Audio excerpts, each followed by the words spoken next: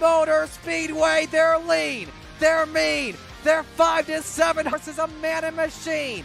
They're 4 wide before they start to slip and slide. The Coast2Coast Racing League 350A Modifieds, Pro Late Models, and the 360 Sprint Cars.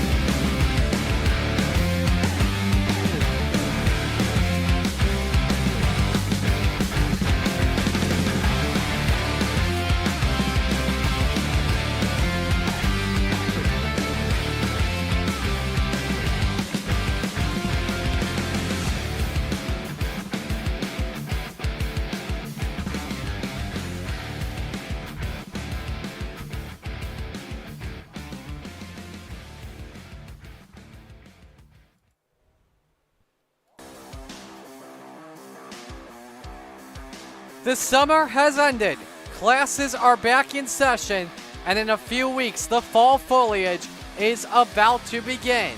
We're back for another edition of Monday Night Madness on the Coast2Coast Racing Network, and we kick things off at the home of Super Dirt Week. The home of the Steel Palace and the Super Modifieds, Oswego Speedway, transformed into dirt for tonight. In fact, this week, the clay goes on Oswego Speedway, which means we're weeks away from the biggest big block race of the season.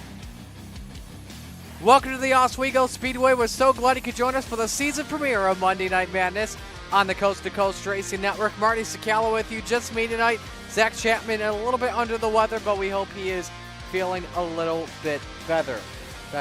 So as we get set to go here for the season, a great summer, great ending of the year last season. Isaac Salas was our Open 358 champ. Chad Griggs was our Rebels champion. He was promoted to Renegades. And Blake Chapman was able to defend his title. But as we get set to go here for tonight, it is Oswego. It is fun. It is fast. You don't know what really is going to happen. It's also a track as well at the same time. That is truly tough to pass.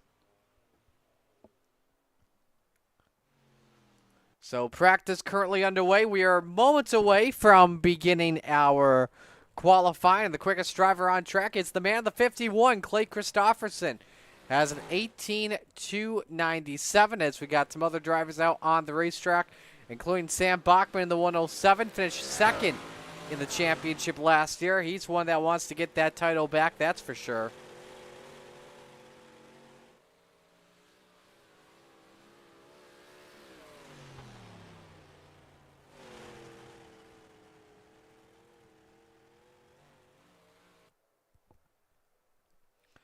So checkers are out. Qualifying is set to begin.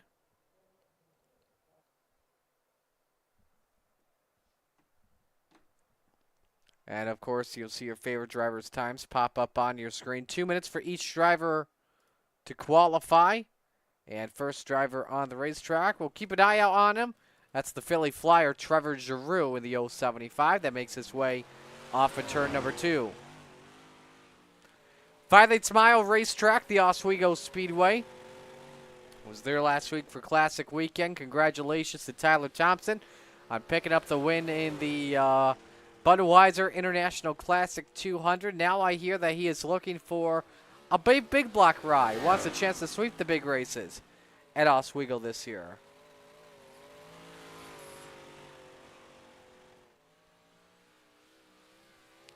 So Giroux sets the bar here on lap 1, goes with a 19.64. Scott Merriam second, Randall Dixon third. Vitale jumps up to third quick.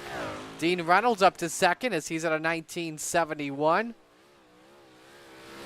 Remember, if you're new to this series, green means that the drivers are working on their best lap. Purple means they're working on a pole lap. Here comes the number 79 Dirt Vision ride off for turn number 4. Checkers are out for Dino. Quick time, Isaac Salas on lap number 1. The Venom Racing ride with a 19.32. He is the first ever modified winner at Oswego in Coast2Coast Racing League action. Checkers wave on slide job. Second lap time is just off by 0.04 of a second. Sam Bachman to the line is slower on lap 2, but a 19.53, good for second quickest. 15 seconds left in the practice session. A great car count tonight. 29 drivers with us. So with that, we will have 4 heats, which means Scott Real, Michael Vitale, Randall Dixon, Jason Butterfield are your provisional pole sitters, and that appears to be the case.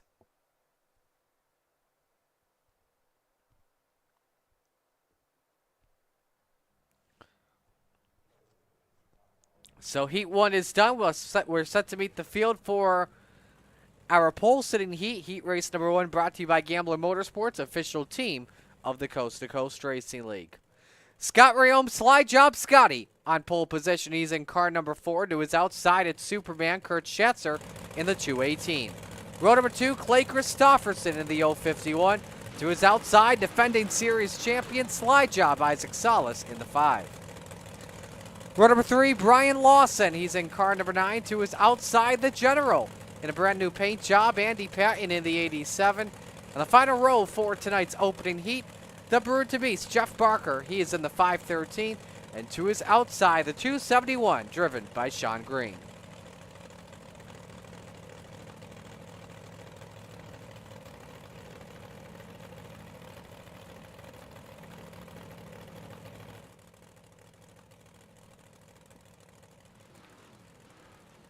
And as we get set to go for action here tonight, let us know who you are rooting for in the chat. As well, where you're watching from. Busy night tonight on Monday night. Of course, week 1 of the NFL season about to conclude with Monday Night Football. Man, it's good to have NFL back, but unfortunately that means at the same time racing season is starting to come to a close. I say the same thing when it comes to NHL hockey starting things up.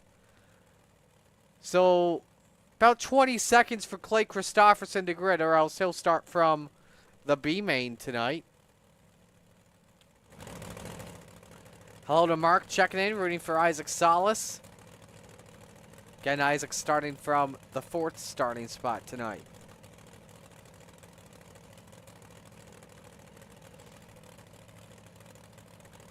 So no call for Christofferson on the grid, so if he wants to take the green flag, he will have to do so a couple seconds after it flies.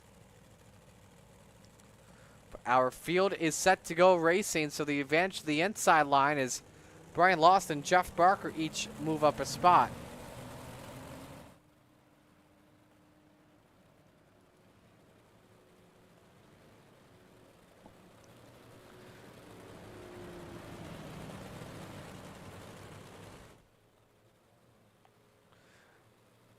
No penalties from the looks of things out of Open 358, so that means all is good.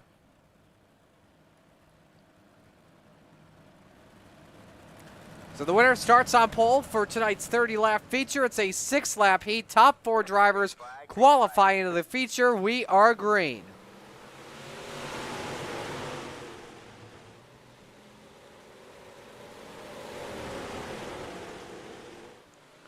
Kurt Schatzer gets away with a good jump, and Salas and Ray Omer stop battling for second. Andy Patton has gone out of the ballpark. You saw him climb the fence. Because of that, he has forced himself into a B main tonight as Kurt Schatzer leads lap number 1. Salas peeks underneath looking for the lead, but he pushed up just a little bit with no yaw in turn 2. Ray Ohm third, Brian Lawson fourth. They're the transfer drivers at the moment. Salas downstairs for the lead. A beautiful pass by the number 5 and immediately clears Kurt Schatzer.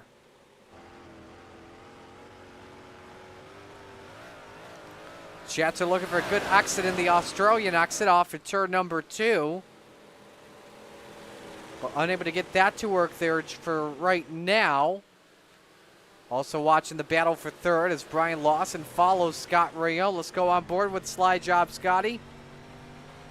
Take you on board for a lap here around this place.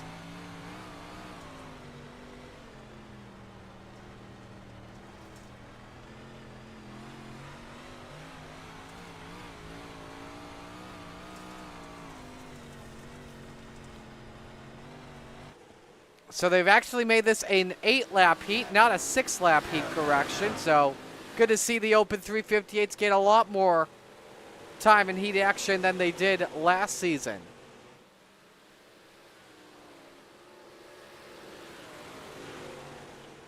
Jason Butterfield in the chat rooting for Venom Racing.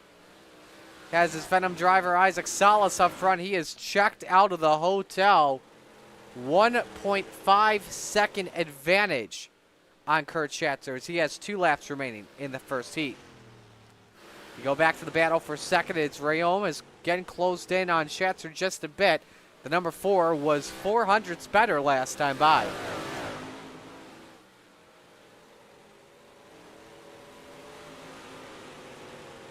Brian Lawson is still a factor here in this three-way battle as the final lap is underway. So as the battle for second continues, it's been all Isaac Salas. And that Super Dirt Car Series number 5 machine comes off for turn 4, and the Salsa Man is on pole for tonight's feature. Schatzer second, Rayom third, Lawson fourth. They all transfer into the show. Green 5th, Barker 6th, Christofferson 7th, and Andy Patton 8th.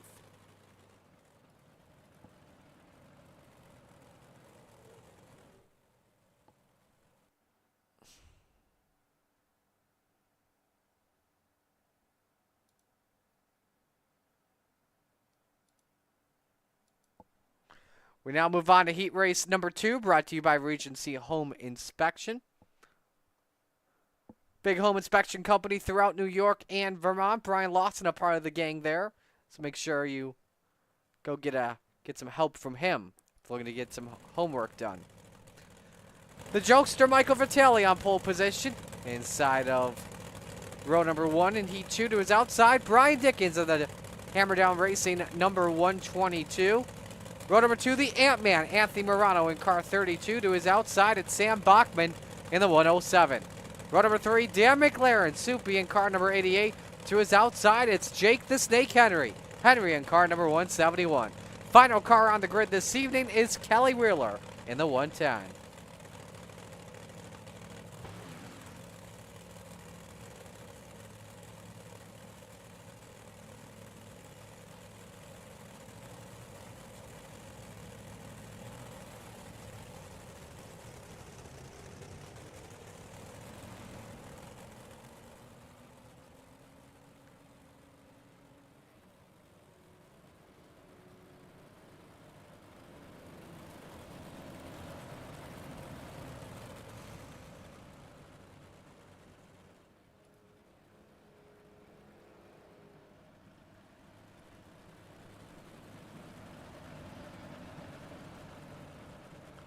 Winner starts on the front row for tonight's feature. Next to Isaac Salas. I know Dan McLaren would love it to be him to make it a Venom Racing front row lockout. Barney's got the green flag in hand. Heat race number 2 underway.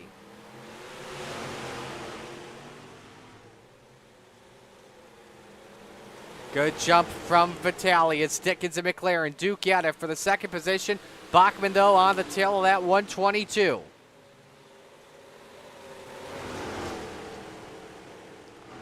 Good battle for that third position as Vitale leads lap number 1. McLaren still low on Dickens, but Dickens underneath Vitale for the lead as the 213 went up the hill for just a moment.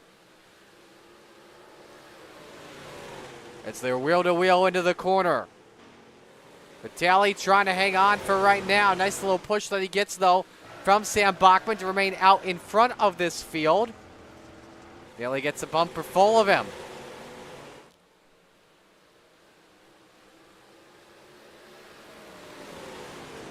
Bachman up 2 spots in the second position, was second quickest in qualifying. Now bumper to bumper for just a moment. Tucks it back in line, though. On board Bachman as he tries to find his way past the jokester. Takes a stab at it for the race lead. We'll see if he can get it. Meanwhile, Dickens and McLaren make contact in the corner. The 122 luckily able to hold on as that's the battle for third. Meanwhile, Kelly Wheeler, who started 7th, up in the 5th position, looking for a transfer spot into the show.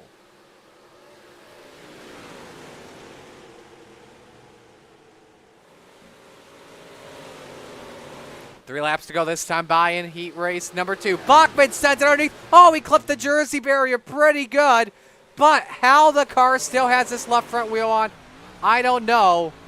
Bachman caught a handful, that's for sure.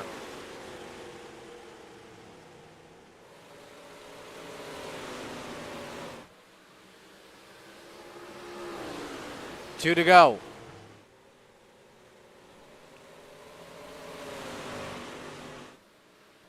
Ooh, good run for Bachman, though, on corner offset. Using Vitale's line, but he's just so good there. The 213 able, though, to fight back, and Dickens could play a factor in this one, too. Final lap underway. Bachman clears Vitale with no yaw in turn 2. Crisscross by the jokester. Down the back chute, final time in heat 2. Who is started on the front row? Slide job from Vitale. Bachman able to counter it back. Side by side to the checkered flag. Way too close to call. Vitale at the line by SDK by 11 thousandths. I don't know. I got to look at iRacing just to double check. But it looked to be Vitale. And it was Vitale. 12 thousandths of a second he took it by.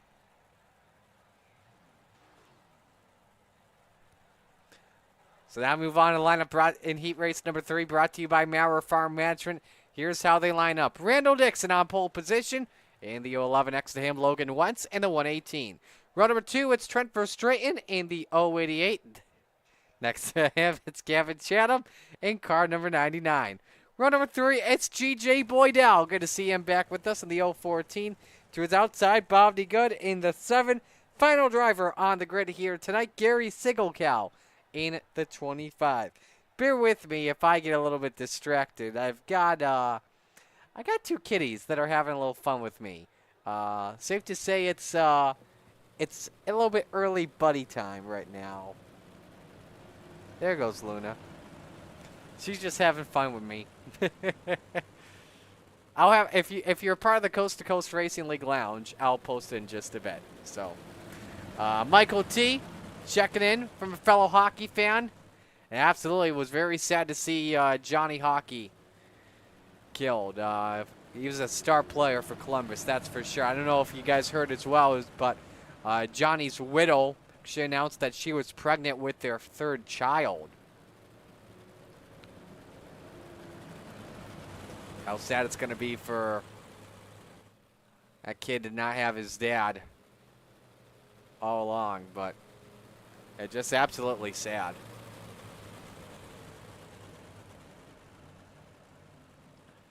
All right, Heat 3. Brought to you by Maurer Farm Management, official sponsor of the retreads. 8 laps, top 4 transfer to the show. Everyone else down into the B main. Green flag is out. Here we go.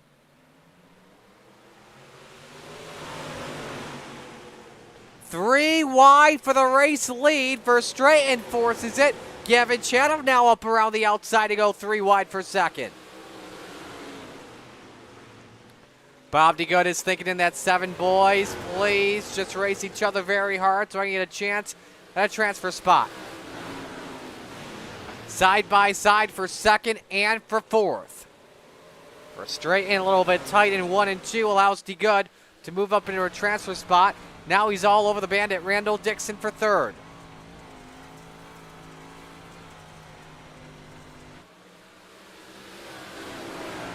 And now DeGood has that fourth spot by 1/10 of a second at the line. Held up though by the 011. Verstraeten may try to bite for fourth.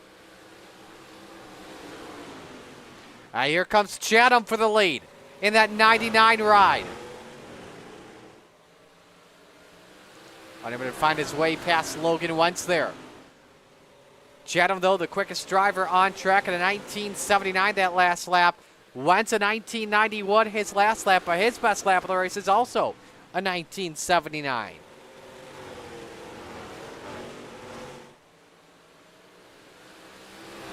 Halfway home, 4 up and 4 down.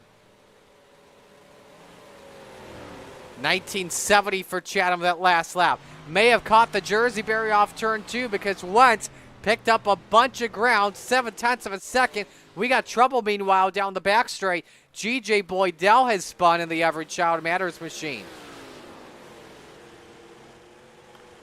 3 to go for the man of the FTM RU18 ride. Chatham second, Dixon third, Bob DeGood with a final transfer spot in by about 2 seconds on Trent Verstraeten. We've got 2 to go here real quick, and while there's not a lot of racing to watch our eyes on right now, let's watch the replay with Verstraeten and Boydell. You see there was just some slight contact. And bang, that's a big lick for Boydell.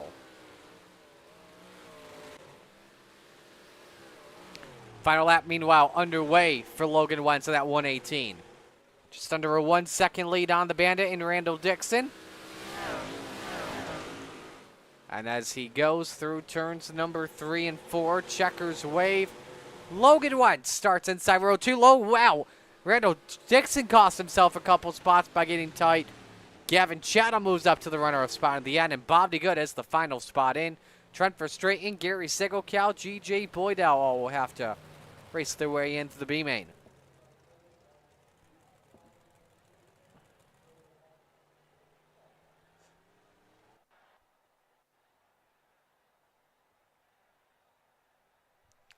We now move on to our final heat race of the night. And here's how they line up. Butters on pole position. Jason Butterfield, the 93, to his outside. Harold Klump in the number 2.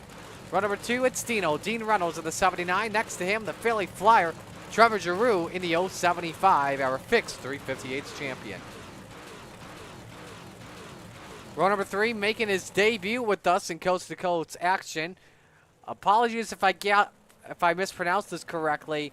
I'm going to guess Ludovic Buisson. Or Buisson. I don't know. Next to him, Bud Molyneux in the 883. Rounding out the grid, Canada Connor Ross in the 35. These are the kind of races I like, where half the field is American, half the field is Canada.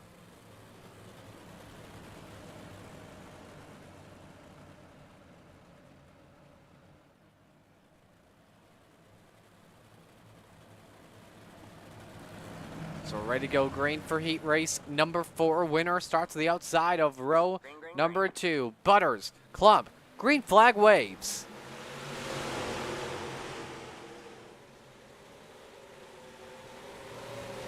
Good jump for the 93. Already has Klump clear. 3 wide for second. Trevor Giroux threading the needle past Klump and Reynolds. Oh, and Giroux caught the Jersey barrier. Falls back a plethora of spots down to 5th. So Dino moves up into the final transfer spot. It's lap number 1. It's led by Butters.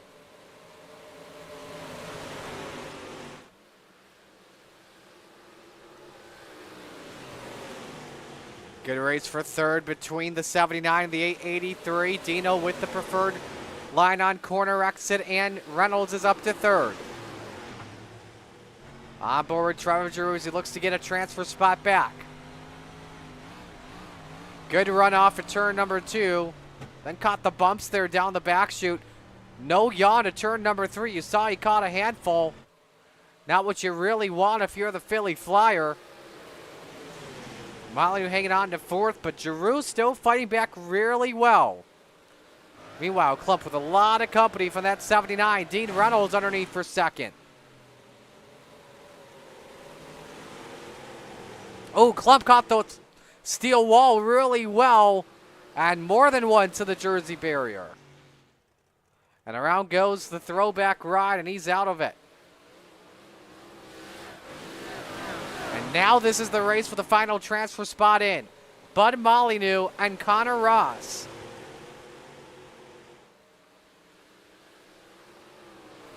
Canada Connor started back in 7th. And now he's got the final spot in the show. This is the battle we are all going to be watching very closely here tonight.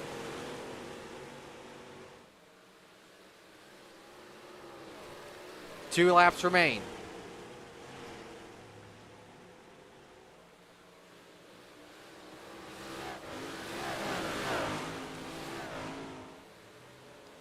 Coming to the white this time by.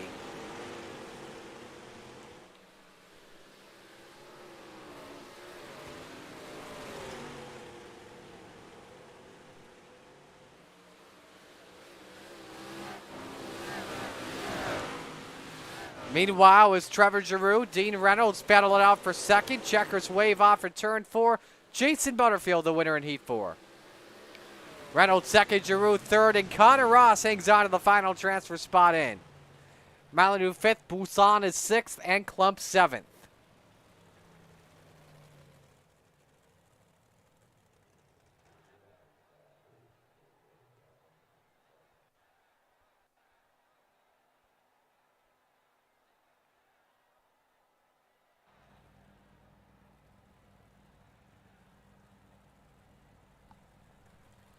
So now we move on into our B main. And with that, here's how the field lines up. Sean Green on the pole in the 271 to the outside. Kelly Wheeler in the 110. Row number 2, Trent Verstraeten in the 88. And next to him, it's the driver of the 883, Bud Molyneux. Row number 3, the Brood to Beast, Jeff Barker in the 513. And the Ant-Man, Anthony Morano in the 32. Row number 4, Gary Sigelkow in the 25, and Ludwig Boussois in the 72. Rounding out the top 10, Clay Christopherson in the 51, and Jake the Snake Henry in the 171. Row number 6, G.J. Boydell with the 014, and Harold Klump in the 2. No call to grid for the 87 of Andy Patton. We are taking the top 8 into the show. Everybody else is headed home.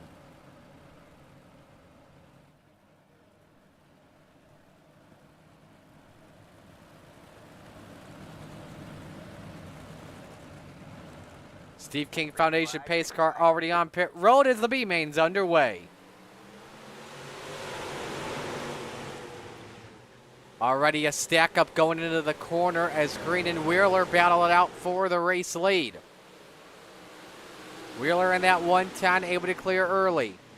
We go to the race for 8th. Clay Christopherson, who missed the call to grid, already into the final transfer spot. And now they're playing bumper cars in the race for 9th, and a big crash. Boydell in the wall. Luckily, he keeps it straight. He'll need help for a pray to the heavens if he wants to make it on in. Now Christopherson thinking about getting risky with the biscuit. Thought about going for the 2-for-1 special.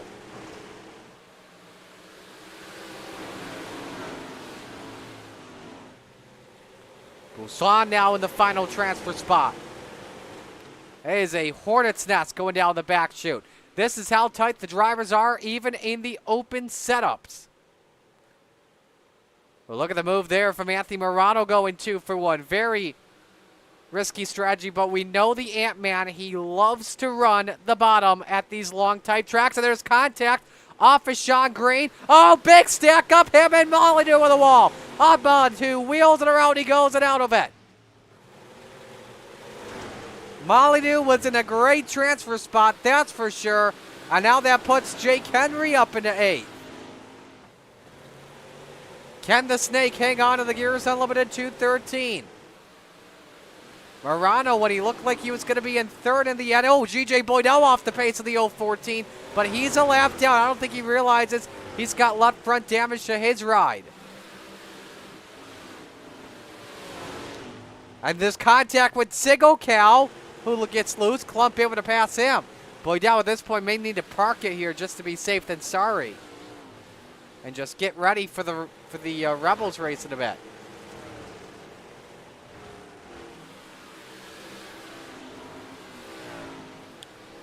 Four laps to go. Henry with a great gap.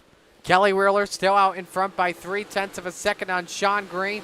This is the battle everyone watching really closely. The drivers here, they know they can play it safe than sorry, but all want as high of a starting spot they can take because Knoxville is a Oswego a track full of track position.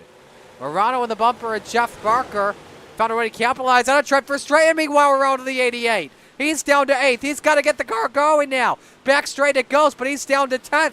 Harold Clump now with a final transfer spot. It's going to come down to a pair of retreads likely on who's going to make the show. But there is 2 laps remaining. Clump is up by 2.5 seconds on Verstraeten.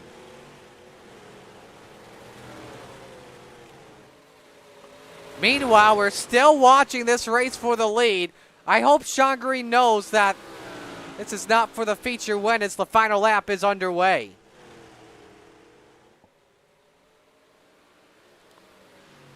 Clump, meanwhile, running away with 8th over C2CRL as well as Verstraeten. Sean Green up on the wall, off of turn number 4. Kelly Wheeler takes to win the B main. Green is 2nd. Busan is 3rd. Barker 4th. Christofferson 5th. 6th, Morano. Henry 7th. And Harold Clump is the final car in an 8th. Everyone else is done early until Rebels or Renegades.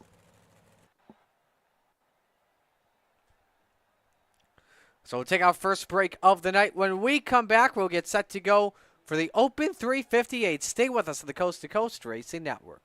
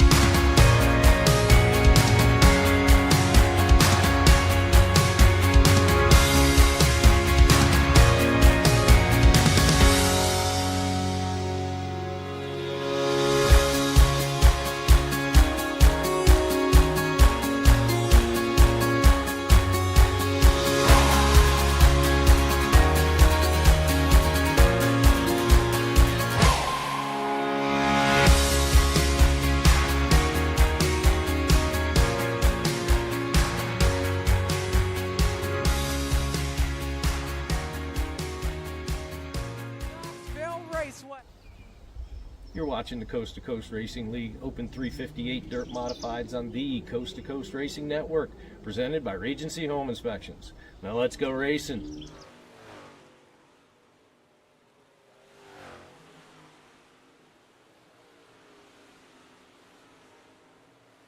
Warm-ups continue here, and at the moment it is Isaac Salas, your quickest driver on track, at a 1947. Trevor Giroux is second quickest at a 1964.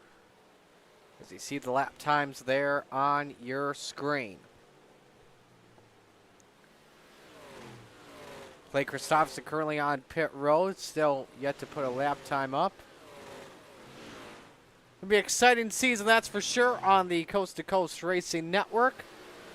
Don't forget tomorrow night as well, we've got a special benefit going on in honor of the Johnston family. We'll have 358 dirt mods at 7 o'clock, 360s at 8. Then at 9 o'clock, we'll have twin 25 pickups. Hope everyone attends. Entry $10. If you're able to consider donating more, you can send it to the PayPal that's in the c2c.charity.us@gmail. If you need more time, make sure you contact Bill Calder in that.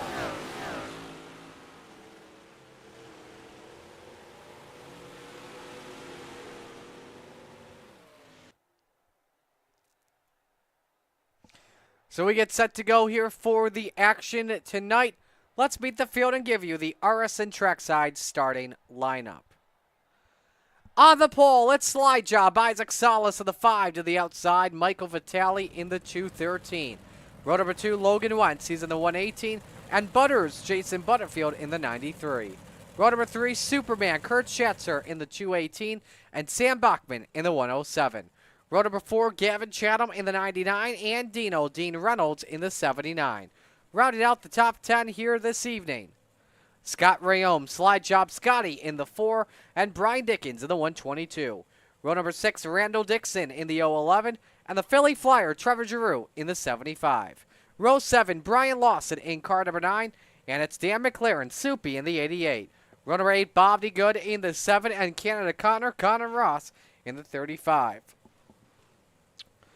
Row 9, Kelly Wheeler in the 110, and Sean Green in the 271. Rounding out the top 20, Ludovic Boussois in the 72, and the Brewer to Beast, Jeff Barker in the 513.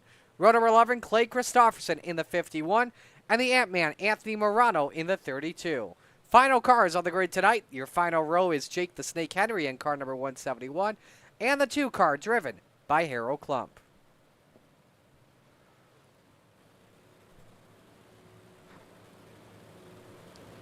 Picks to win our feature tonight.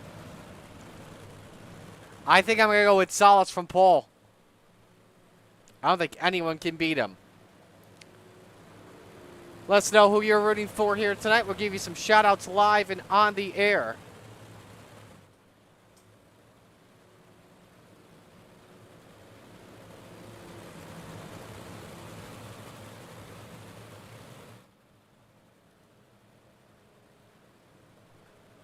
So we get set to go for the Flatline Racing Bodies green flag as a Steve King Foundation pace car has pulled on to pit road.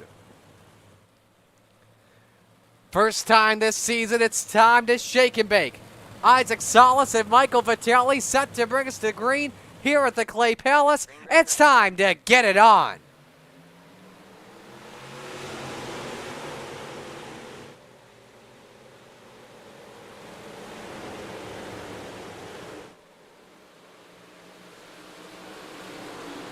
Into turn number 3, Jason Butterfield, Michael Vitale battle for third as Logan Wentz is sideways. Got a bumper from the jokester. Nearly forces it 3 wide as Isaac Salas leads lap number 1. Good racing all around the racetrack here as Logan Wentz barely is able to clear Sam Bachman for the bottom step of the podium. We watch the race for fourth as Bachman tries to pass Vitale for the spot. Dean Reynolds in that 79 behind the 2 of them up 2 spots early. Here comes Logan Wentz. Slide job attempt on Jason Butterfield. Can't clear him. There's some tire contact between the 2. Butters hangs on to second. And this allows as well the 107 of Bachman to get through into the 3rd position as he right on board with them.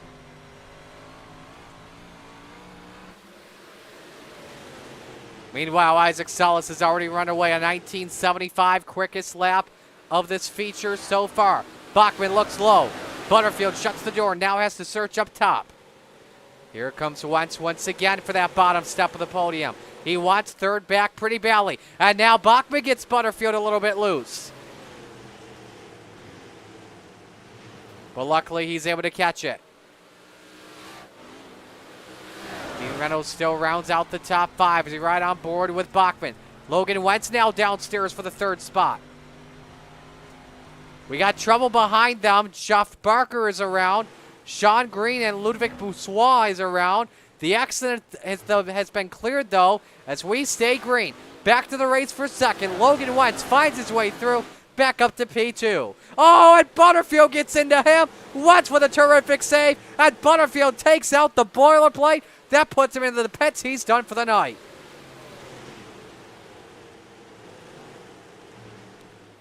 Nearly just had 3 wide for third and trying to take advantage of all of this mayhem.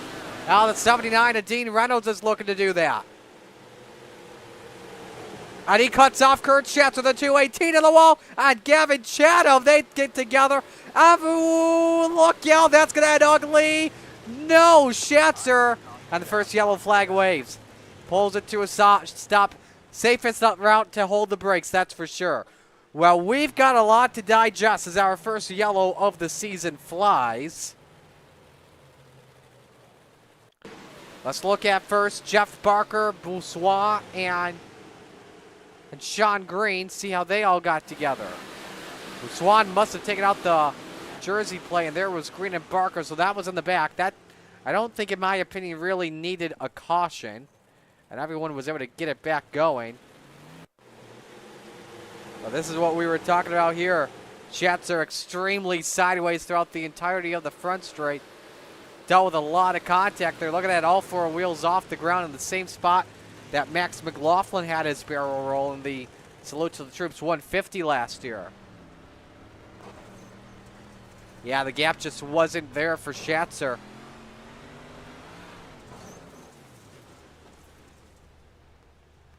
And Schatzer looked like a bucking bronco. And I got to put emphasis on those B's, or else you may think the other way.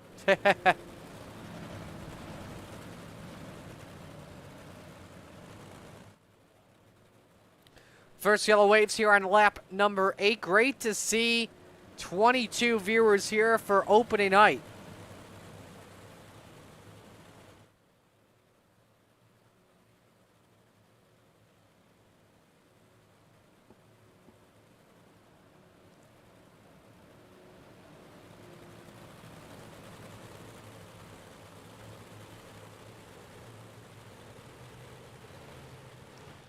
Lights are off. We go back green this time by Isaac Salas, Logan Wentz, row 1. Dean Reynolds, Sam Bachman, row 2. Trevor Giroux, Gavin Chatham, row 3. Michael Vitale, Brian Dickens, row 4.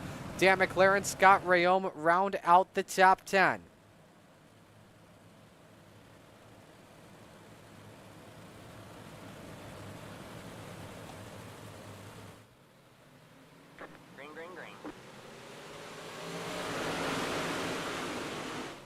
As we're back to the green flag here, Salas immediately holds serve on both Logan Wentz and Dean Reynolds. Here comes Bachman around the outside for the 3rd position.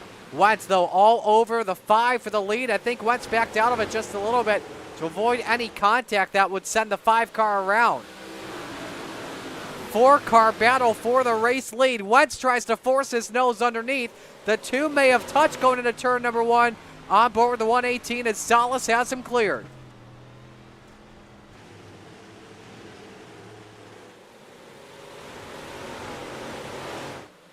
Reynolds, meanwhile, passes teammate and Bachman for 3rd. So it's Venom Racing leading. FTM 2 through 4. Venom rounding out the top 5 with Chatham and his own team in 6th. First time tonight we take a look at the 5-lap average. And right now the best car is Isaac Salas. I'm interested in seeing how this will change. Both really well at the moment. But you can clearly see that Bachman has been fading lately as you see Salas maybe having some internet issues. The Philly Flyer, Trevor Giroux, trying to attack on Bachman for 4th. You just saw in front, Dean Reynolds testing out the slider line to see if that's working out pretty well. Comes on board trying to make sure that Bachman doesn't show his nose underneath.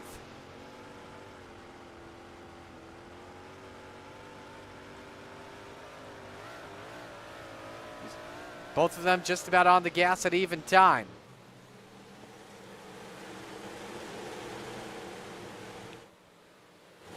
Got some other racing here. Brian Lawson, Randall Dixon, or Michael Vitale, excuse me.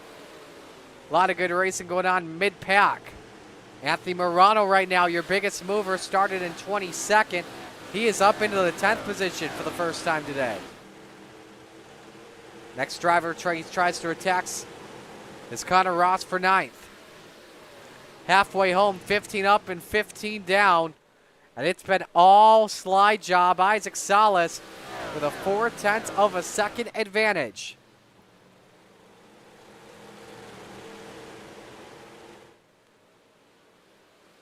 Drew still working on Bachman Bally to get that 4th position. Well, this allows Gavin Cham to close in, try and get a chance to strike for that final spot in the top 5. On board with the 99 car.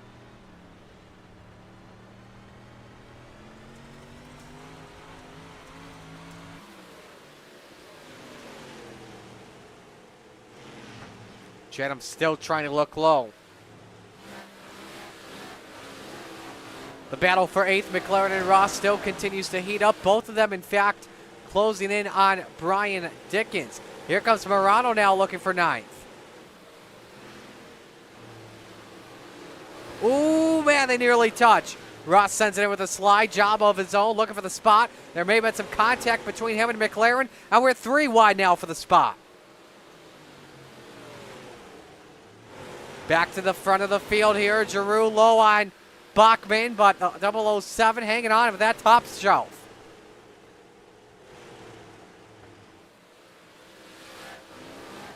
Oh, Bachman in the wall, pretty good. Luckily, the car did not catch any air, so was able to stay on the track. And because of that, he just lost 2 spots. Giroux up to 4th after starting 12th, and Gavin Chatham moves up into the top 5. Bachman tries to counter, so we have 10 laps to go. We're coming to 9. This time by.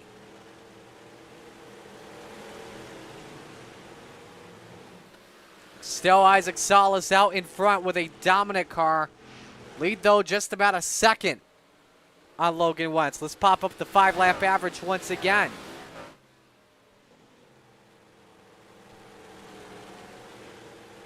There's been a little bit of chitter-chatter there when it comes to that. Still watching this race for the 4th spot. Chatham, does he have a car set for race end? Has he saved enough tires to maybe get past the 75?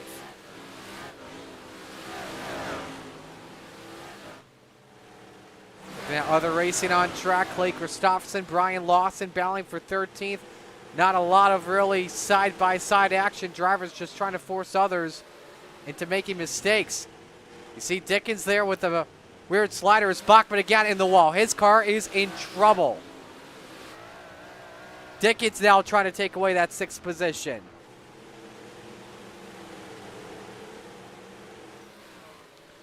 But yeah, Bachman definitely hanging on for dear life in the end of this one. Here's the battle for 4th. Chatham downstairs. The gap was as low as 9. Oh, it's a turn 1, and there we go. Teammates get together, Bachman and Morano. And hold the phone, a late race restart coming up with 5 to go.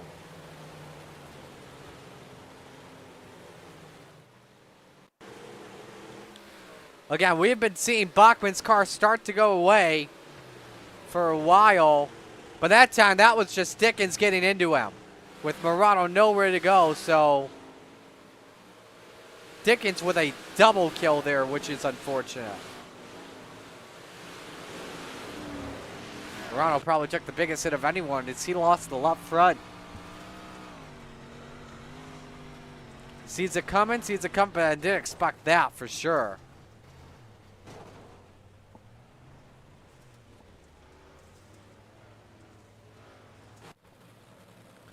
Tough break for,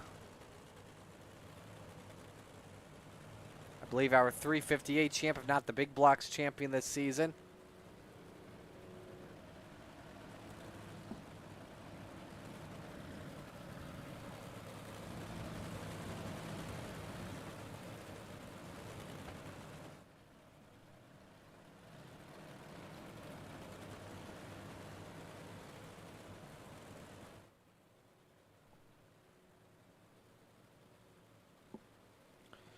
So single file restart coming up here.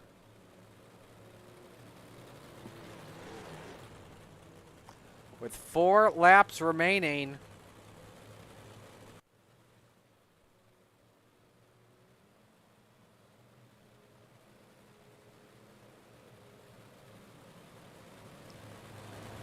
Can Isaac Salas hang on and lead every lap? Or will we see Logan Wentz or anyone else on back to pull off the upset? We're going to find out right now.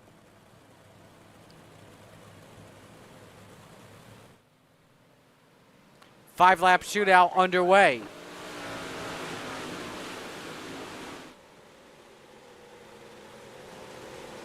Wentz trying to follow the 5, but at this point, how are you going to be better than Salas in the racing line that he's running? That's now the question that everybody is wondering. 4 laps remain for our defending series champion, trying to start his title defense out with a bang. Dino loses some ground to Logan Wentz. This could help out Trevor Giroux, the Philly Flyer, looking for 3rd. Should mention, too, with Morano's accident, your biggest mover on the track now is Clay Christopherson, who started 21st up to 11th. But look at this big mess that's about to break out. All right, man. Caution is out. Caution is out. Connor Ross, Kurt Schatzer, Scott Rayholm, Sam Bachman. You could just see that coming with the way the drivers were racing each other.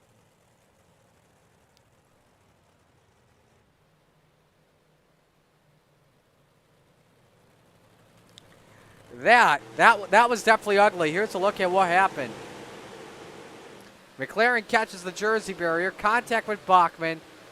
Rayholm gets Cyrus. It's like everybody gets into everybody. That's incredible. From our aerial cam.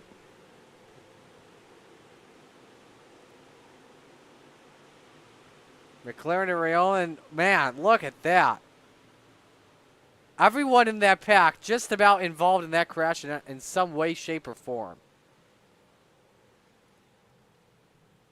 Let's go on board with Rayholm.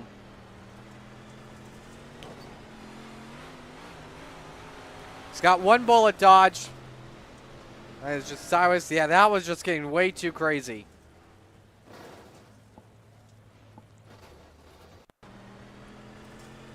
Here's the onboard with Kurt Schatzer. Now, he was minding his own business. He was in the back of the pack here. And there's just a traffic jam pretty much. And the rear end was clipped from Connor Ross. There's Bob DeGood that's also involved. And same with Anthony Morano, too.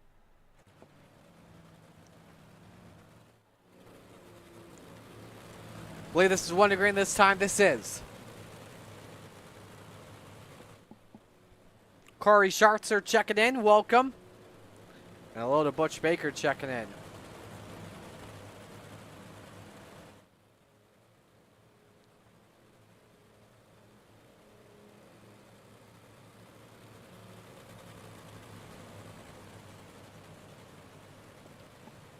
A green-white checkered to the finish.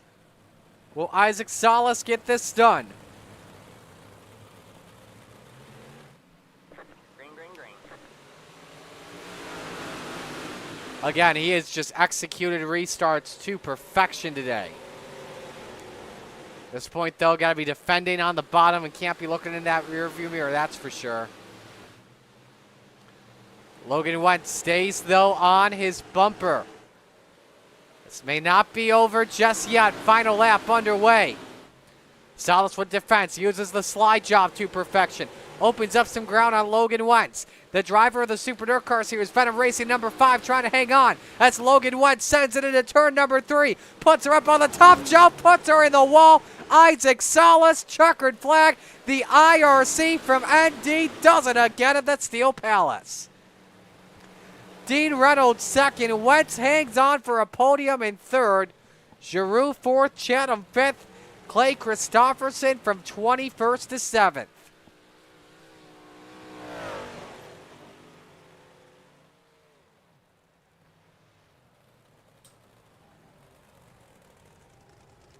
Isaac definitely taking this one in as he parks it in And Oswego's victory lane. We'll get a podium from the top 3. Minor Rebels and Renegades coming up next. Butchie Baker happy, rooting for Venom. Corey Schartzer, our big F1 fan, also tuning in as well.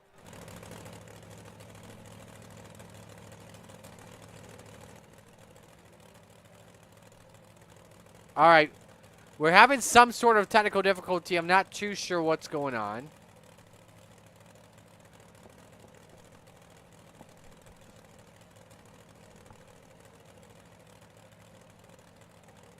All right, we're going to step aside and go to break here. Actually, we won't step aside and go to break.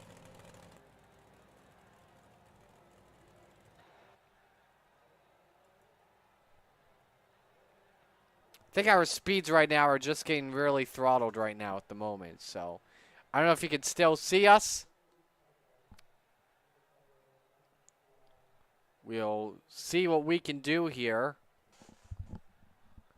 Since we are on a broadcast, let's go with Logan once. Logan, I don't know if we are actually still live because for some reason we're having some really bad technical difficulties. You went for it in turn 3. I mean, there's no question. You had to do what you had to do.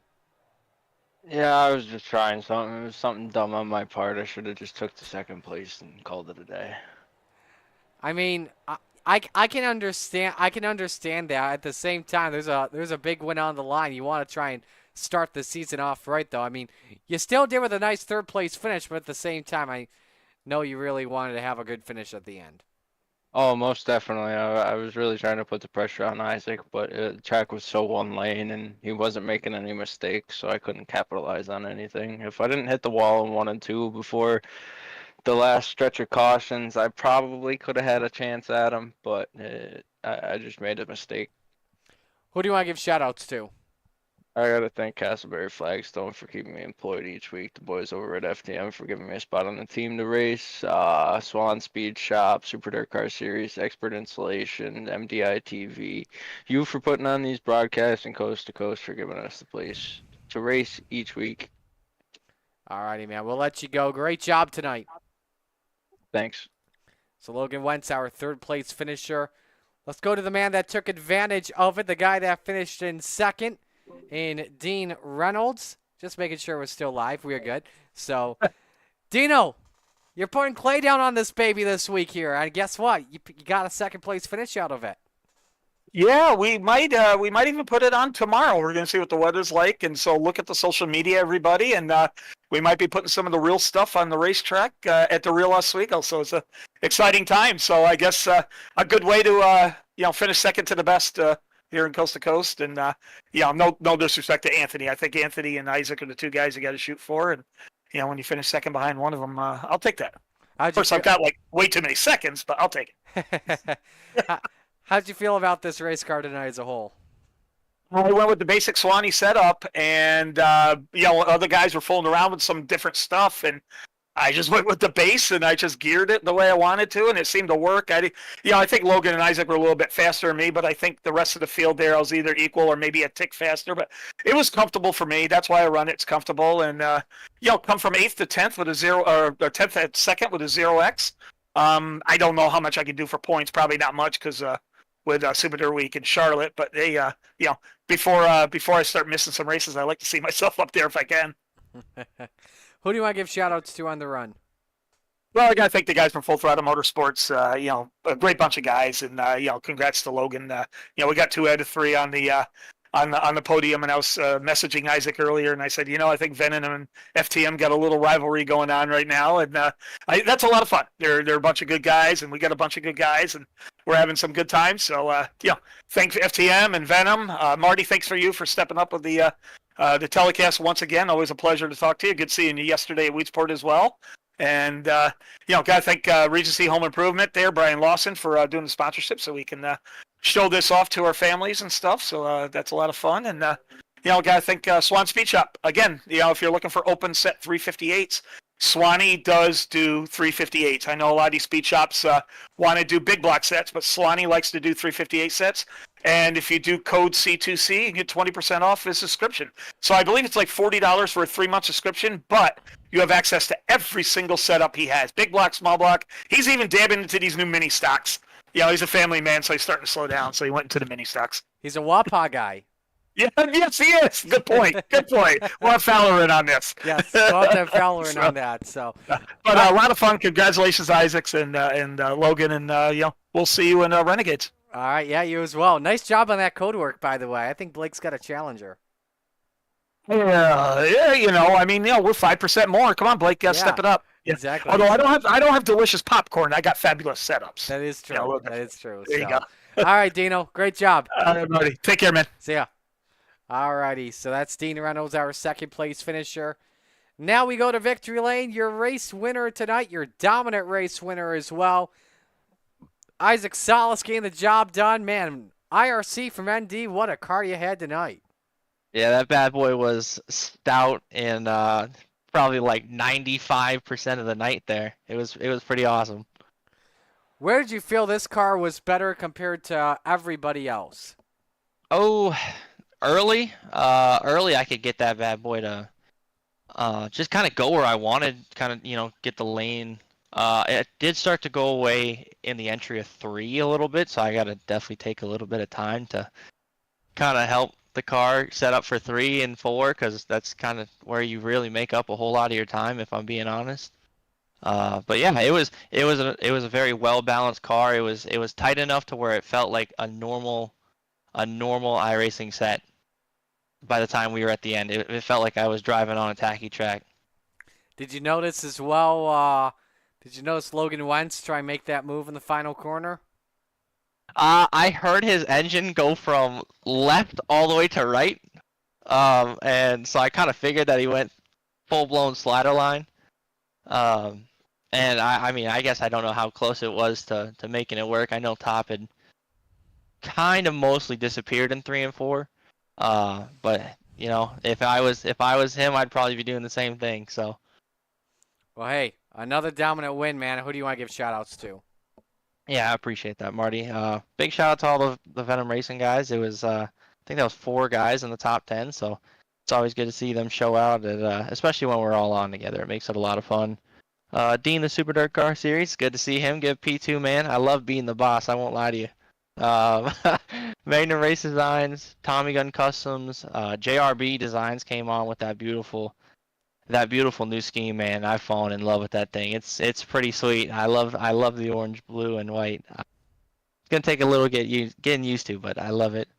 RSN Trackside, Mission 22, top notch trucking with my Gramps. I know that he's watching, and so awesome. Thank you for the support, Gramps. Shaggy TV came on board over the break, so happy to have them, and Regency Home Inspections. Thank you for the broadcast, Marty, Mom, Dad, Gramps, again, yeah, my friends, and then obviously the big one to Kelser out there making dinner, watching it on her phone. So nice, good job. You'll get a good meal out of that one. Congratulations. Awesome, thanks, Marty. I appreciate it. Isaac Salas, your winner here in the Open 358. Let's step aside, take our first break of the night. When we come back, it is Rebels action on the Coast to Coast Racing Network. Second break of the night, excuse me.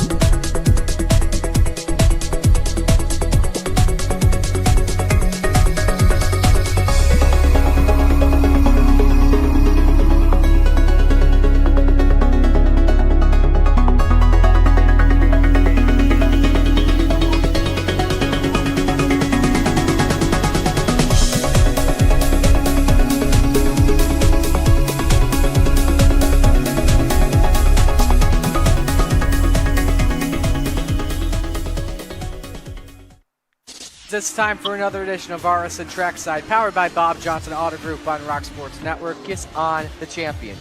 Trying to be a hiatus, so let's get. Tonight we'll be talking about it.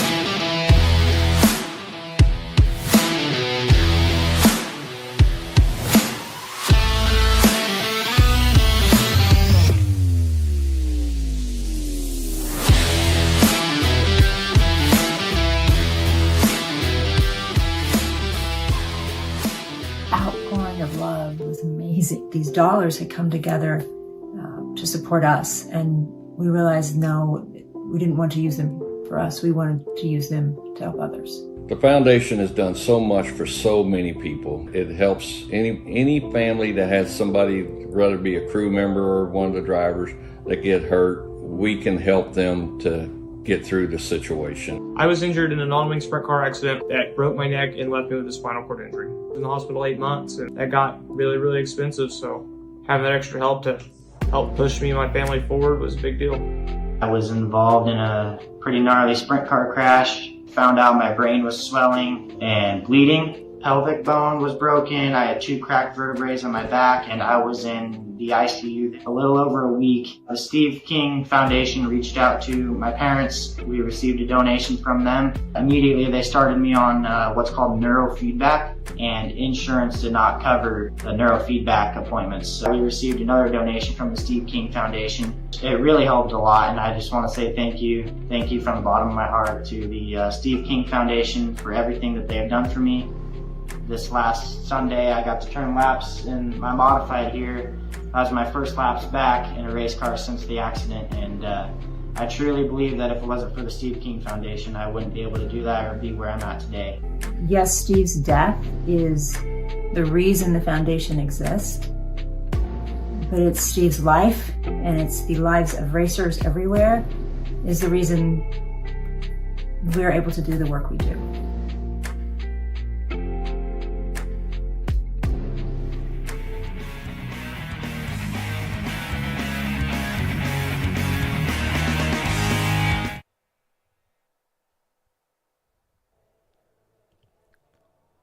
Welcome back here to the Coast to Coast Racing Network as we continue on with our live coverage of week number 1 of Monday Night Madness. We are just about ready to go here for Rebels action. Again, we're so glad you could join us here once more on Coast to Coast. Marty Sakala with you tonight. My buddy Zach Chapman is currently under the vents right now. We hope he's feeling better, though, and hope he's tuned in at least. Hope he's enjoying this. Chad Cote checking in and says Dean always calling it the telecast. Well, I think that's what you get used to calling it, right? Because I'm pretty sure, I think when you're watching a race on Dirt Vision, they always call it a telecast, right? Ironically, I say it as the Dirt Vision logo pops up.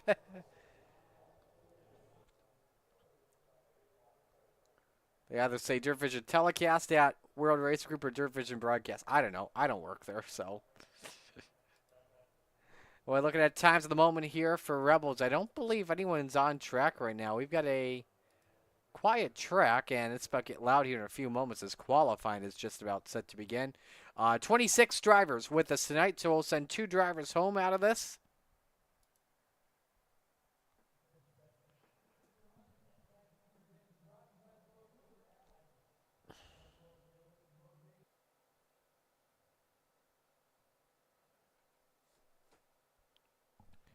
So we are just about set to go for action. Who'll be the first driver we watch? We'll watch the driver, the number 58. That's Clay Johnson.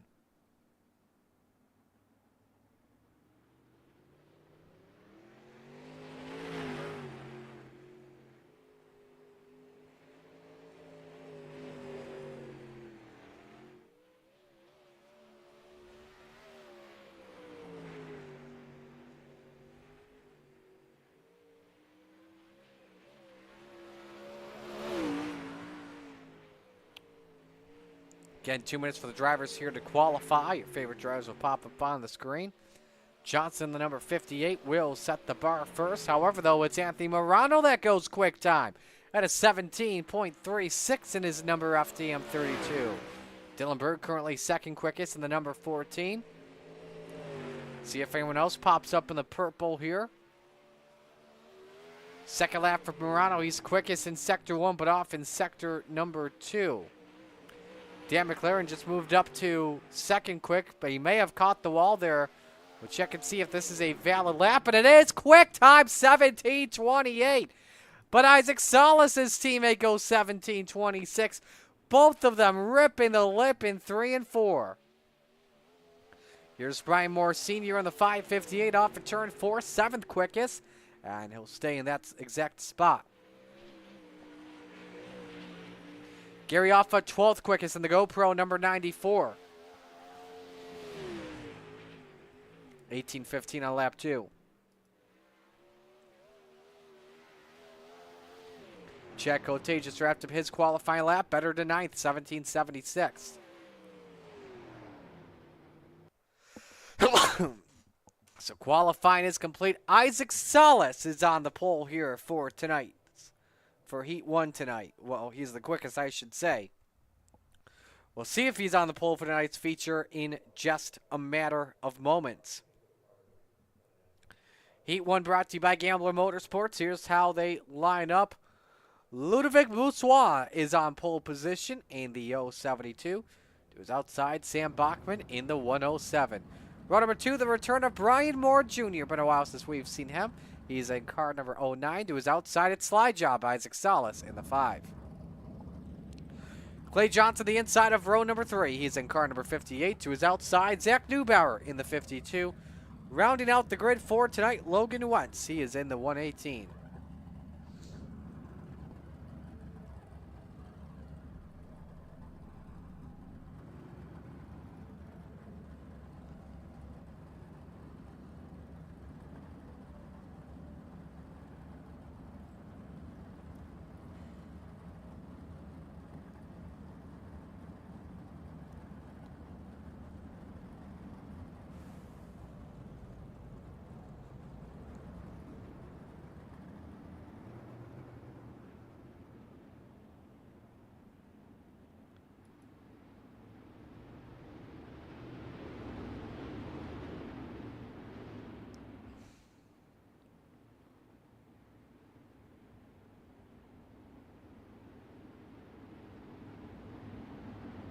So the winner tonight on pole position for our feature.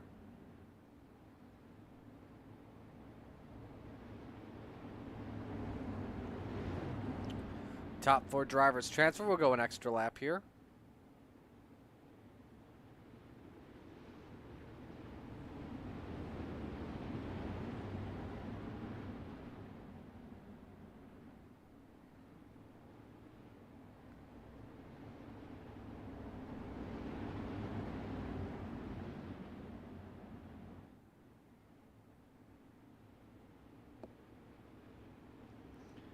And so the Steve King Foundation pace truck is in.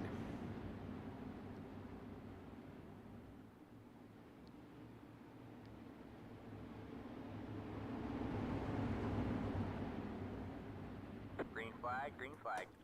Winner on pole tonight. Green flag is out. Heat 1 underway.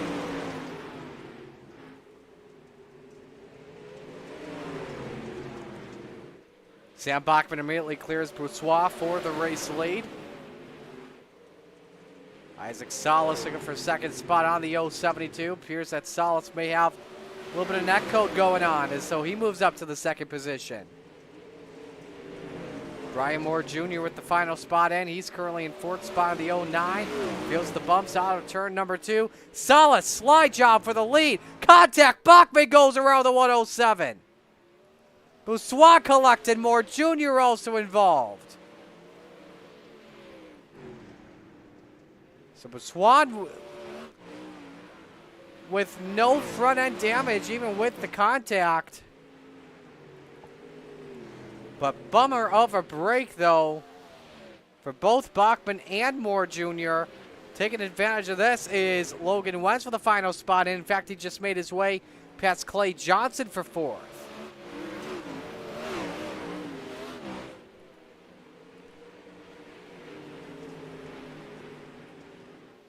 Gonna get a look here at the replay when we can.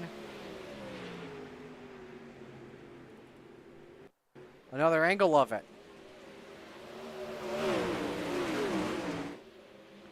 Salas going for the lead, and didn't even touch him.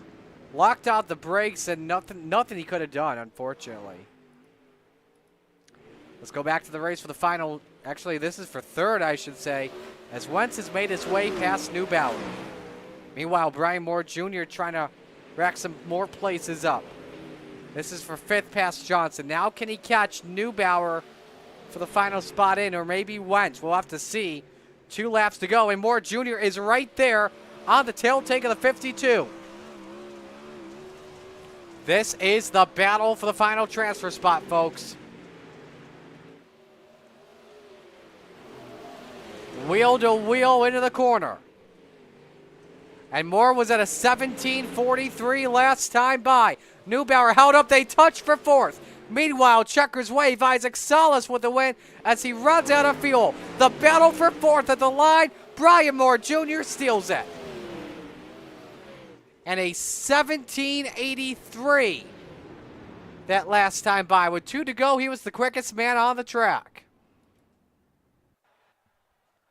Could be a little something to keep your eye on. Heat 2 brought to you by Regency Home Inspection. And here's how they line up. Gary Offit on pole position, the 94. Next to him, the Goose, Chad Cote, in the number 11. Row number 2, the General, Andy Patton in car number 87. To his outside, it's Soupy, Dan McLaren in the 88. Row number 3, Corey Denson in the number 91. Hook 'em up horns. To his outside, it's the 789 of Cale Bixler. Final car on the grid tonight, the captain, Gary Taylor in the 34.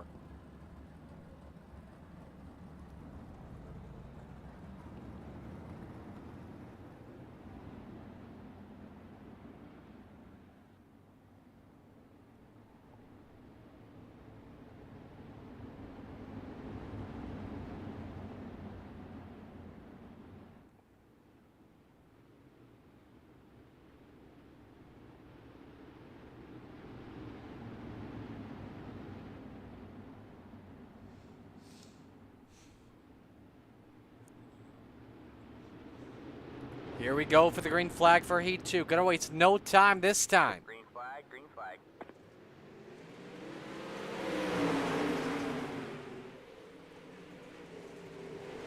Good hard racing for a second already between the pair of Canadians, between McLaren and Cote, while Gary Offit has already cleared them both. Andy Patton, final car into the moment. It's lap number 1. It's led by Gary Offit. Chad Cote, Dan McLaren, both following the driver of the number 94. The Goose closed in just a little bit. McLaren with some contact to the 11. Here comes Andy Patton with the General trying to capitalize on that. Cote for the lead. They're side by side through 1 and 2. Ooh, McLaren threading the needle. Went low on off foot. Who's got the lead of the line? Give it to Cote. They're approaching another Canadian for lap traffic. That's Gary Taylor in the 34. Meanwhile, McLaren, top shelf where Mama hides the cookies, takes the lead away from Chad Cote. Oh, but McLaren in the wall, damaged the right front. Saw it dangling for just a moment. Can the Goose close in? Lost 0.3 that last time by. Taylor pulls off, lets the leaders go through.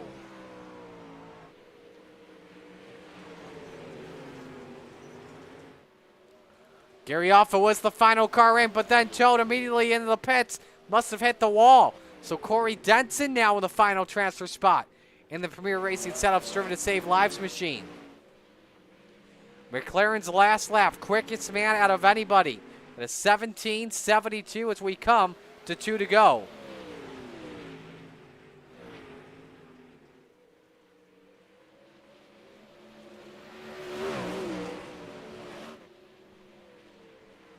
Four-tenths of a second. Now it's a half second over Chad Cote. Going to be tough for the 11 to regain ground on him, or reel him in, I should say. The Venom Racing number 88 will start on the outside of the front row as a Venom Racing front row lockout. McLaren takes the win in Heat 2. Cote second, Patton third, Denson fourth, Bixler fifth, Taylor sixth, and Offutt seventh.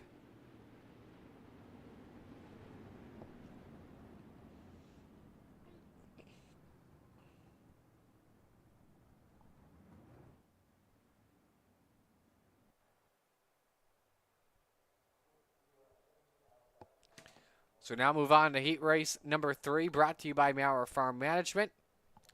It's Brian Lawson on pole position. In the 9 to his outside, it's Hunter Grant, Joseph Grandy in the 518. Row number 2, it's G.J. Boydell with the 014 and the Ant-Man Anthony Morano in the 32. Final row tonight, it's the Bassman Roger Craig in the 747 and Steve Maurer in the 888. Bunch of retreads here in this heat race. I'm definitely looking forward to this one for sure.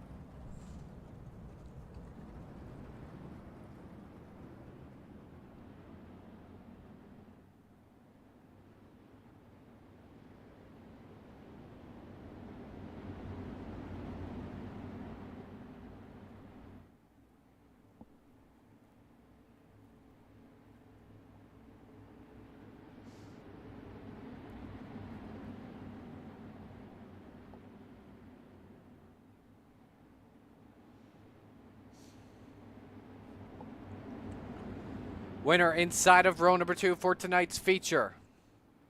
Green flag, green flag.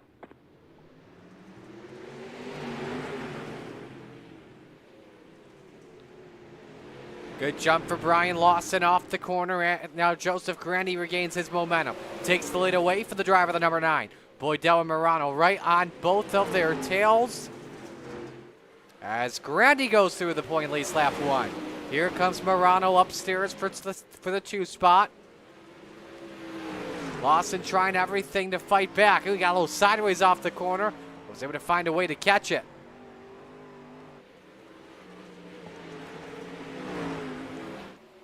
G.J. Boydell challenging for 3rd. It's great to see him back.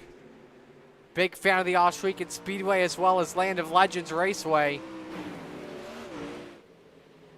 It's been a while since we've seen him race in a Rebels event or even the Open 358s. So I'm all for having GJ back with us tonight. Joseph Grandy, meanwhile, quickest guy on the track at a 17:31.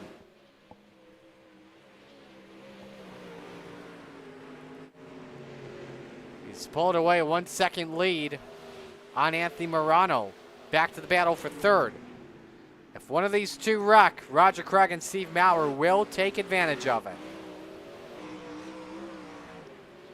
Good look for Boydell underneath. They didn't want to test out the slider just yet, especially in a heat race. 3 to go.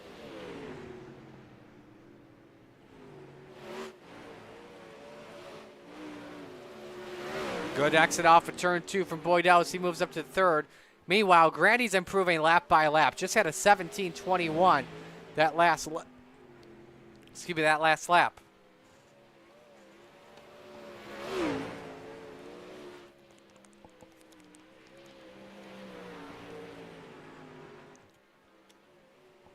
So the driver of the 518, 1 lap remaining here in his Inferno Motorsports entry.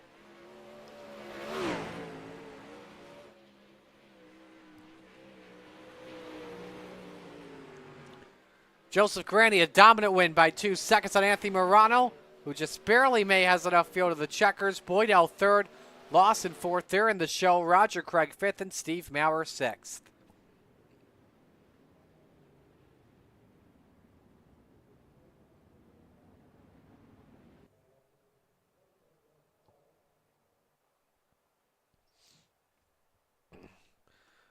Now moving on to the final heat race of the night, and here is the starting lineup. Stacy Elmore on pole position, the 21, to his outside, Trent Verstraeten in the 088. Row number 2, Brian Moore Sr. in the 558. Next to him, Dylan Berg in car number 14. Final row tonight, the Ayla Outlaw, Preston Cranmer in the 77, and Michael Todd in the 117.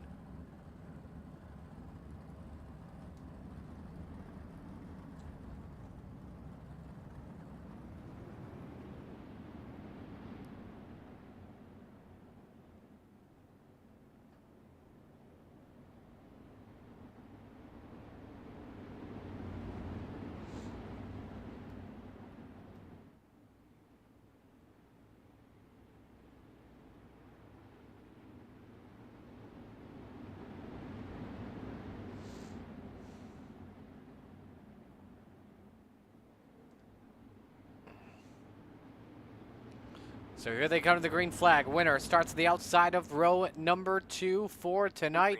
Elmore and Verstraeten. Bring us down. Here we go. Dylan Berg looking completely around the outside. In fact, oh my, a lot of net code between him and Verstraeten. In fact, I think Berg just forced himself in the pits. Not sure what that was about there at the start. I was mentioning with the 14, how he was lurking towards the outside. If he was trying to get a jump on it. Brian Moore Sr. for the lead. Great pass on Trent Verstraeten, the 558 through to the point.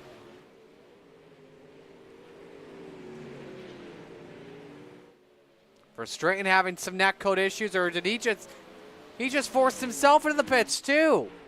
Oh my. Berg and Verstraeten both get eaten up by the steel blocks, by the steel wall. Because of that, we already have the 4 in. Brian Moore Sr., Preston Cranmer, Stacy Elmore, and Michael Todd. So we're through 3 laps through here. Great to see Senior back with us here. Would be his first heat win since his return. We saw him in our championship finale a couple weeks ago. So that was awesome to see.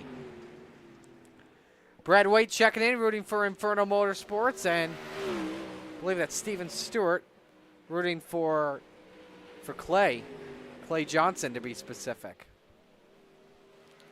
3 to go, the race for second, break it out here. Cranmer all over Elmore.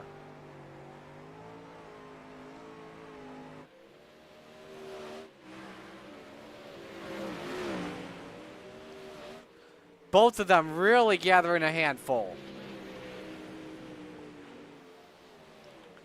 And now the Ayla Outlaw trying to fight back. Should actually make correction here. Elmore found his way past Preston Cranmer. It'd be tough, though, to gather it back here at the end. But, man, Elmore really fighting. Same with Cranmer, both ill-handling race cars. Final lap is underway. Michael Todd will have the final transfer spot in the end regardless. But it's Brian Moore Sr.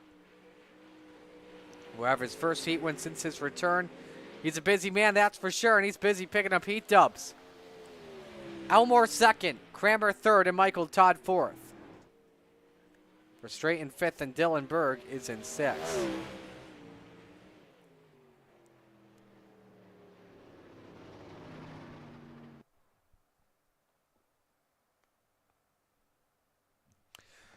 Time for the last chance showdown. Here is a look at the starting grid. Zach Neubauer on pole in the 52 to his outside. Cale Bixler in the 789. Row number 2, the Bassman, Roger Craig in the 747. And Trent Verstraeten in the 88. Row 3, Clay Johnson in the 58. And the captain, Gary Taylor, in the 34. Row number 4, Steve Maurer in the 888. And Dylan Berg in the 14. Final row tonight in our last chance showdown. Sam Bachman in the 107 and Gary Offa in the 94.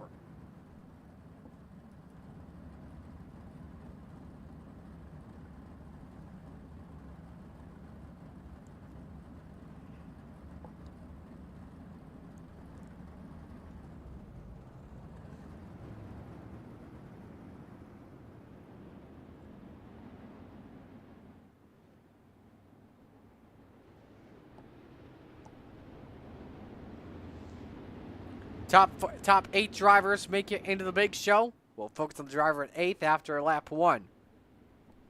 Bottom 2 drivers, well, it's an early night at the bar for them.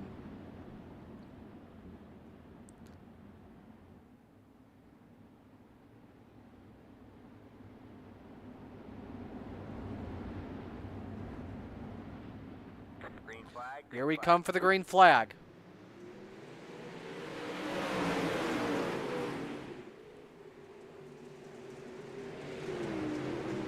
Good start for Neubauer. Immediately has Cale Bixler clear off at 2. Oh, look out!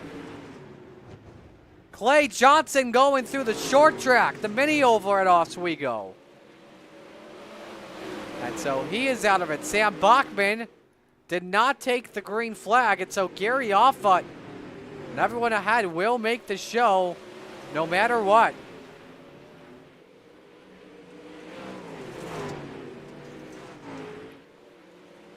Good racing, good hard racing for second. 3 wide for Straighten, trying to go 2 for 1 here on Neubauer and Roger Craig, and that he does.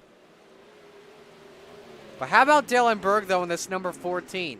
Started 8th, and he's already leading after 3 laps. Oh, he got some more trouble. Gary Taylor has jumped to the pits, so that'll put him last on the grid for tonight.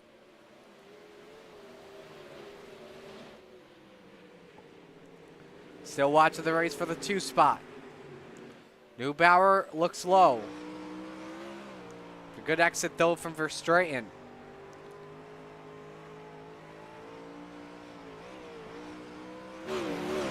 Dylan Berg, that last lap he ran was a 17:88. Would not surprise me if he picked up hard charger tonight. If not, maybe even had a chance to win this one. Best race on track, Offer and Maurer for 6th.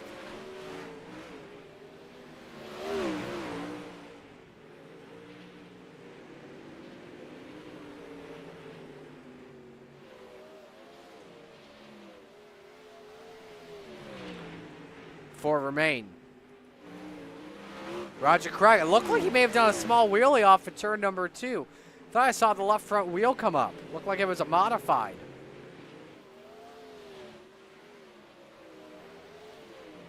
There's a bump in turn 2 that the cars go over here, an iRacing bump. That time it got him a little bit sideways. I think it was either that or I was looking at a shadow. Berg again, his last lap, a 17:74. These are just hot laps for him. Another 17:74. Right on board with him.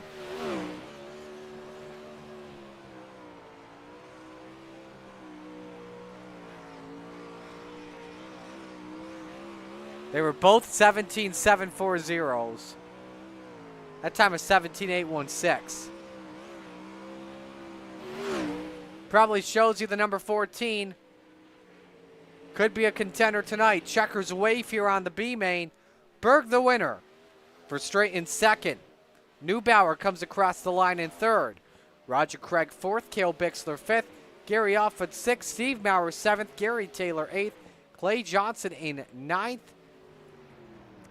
And Sam Bachman does not take the green, so the field is set for the Rebels. They've got their warm-up here that's starting right now. We'll step aside and go to break, though. Stay with us right here on the Coast to Coast Racing Network.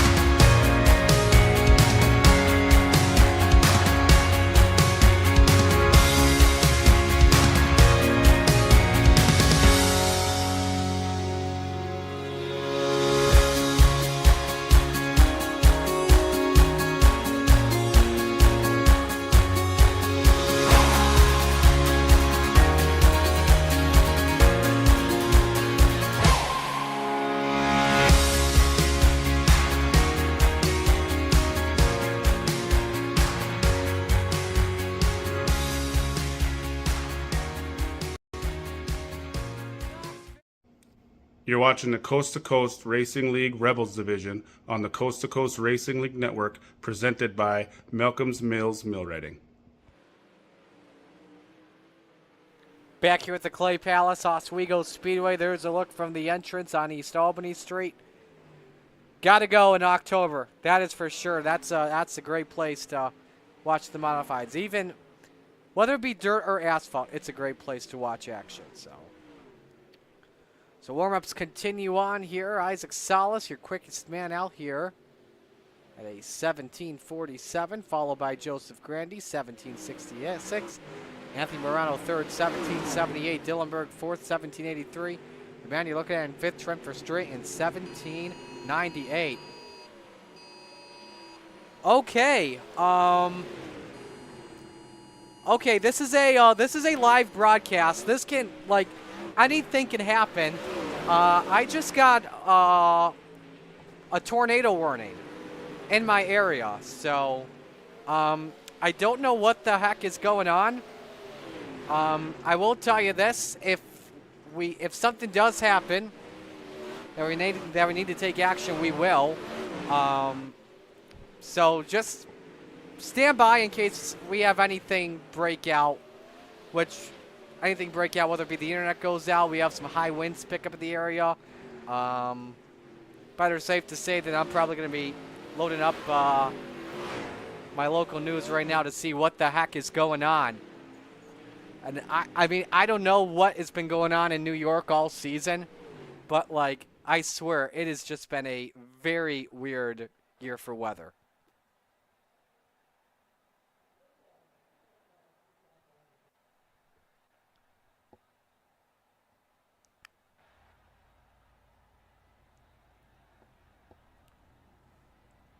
All right, so we're getting set to go for feature time. Let's meet the field here and give you your starting lineup.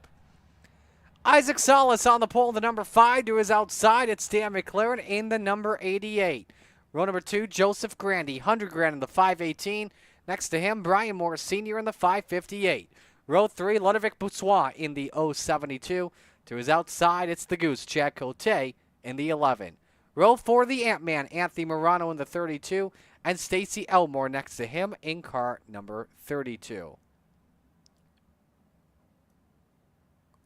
Rounded out the top 10, Logan Wentz in the 118, and the General, Andy Patton, in car number 87. Row number 6, G.J. Boydell in the 014, and Preston Kramer, the Ayla Outlaw, in the 77. Row number 7, Brian Moore Jr. in the 09, and Corey Denson in the 91. Row number 8, Brian Lawson in the 9, and Michael Todd in the 117. Row 10, Dillenberg in the number 14. Trent Verstraeten next to him in the 088. Zach Neubauer, Roger Craig, row number 10. Cale Bixler, Gary Offutt, row 11. Steve Maurer and Gary Taylor round out the field.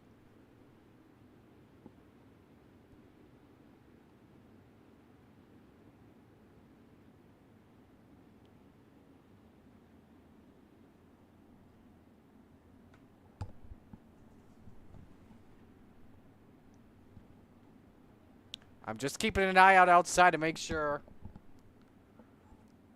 nothing bad happens, if you know what I mean.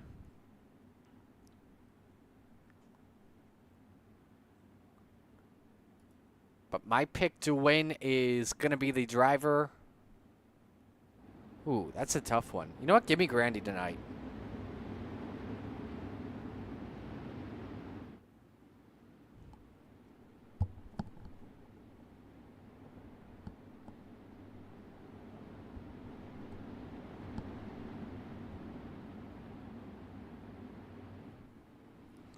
Time for the Flatline Racing Bodies green flag. Second time tonight that we get to shake and bake. The Venom Racing teammates, Salas and McLaren, make up the front row. It's time to get it on. Ooh, a lot of contact in the front of the field here early as the Flatline Racing Bodies green flag flies. Man, oh man, Joseph Grandy getting lit up big time as they're 3 wide to turn 3. It's Isaac Salas out in front, but he has a horrible turn number 4 side by side, and it's Salas that leads over Dan McLaren. Corey Denson gets dumped to the pits. Gonzalez hangs on for the lead. Battle for third, Anthony Morano, Brian Moore Sr., Chad Cote. Podium spot on the line between the three.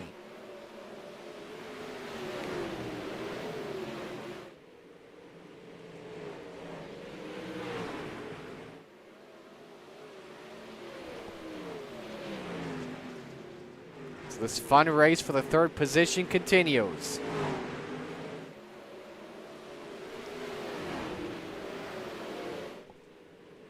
A much warmer track the drivers are feeling compared to everybody else.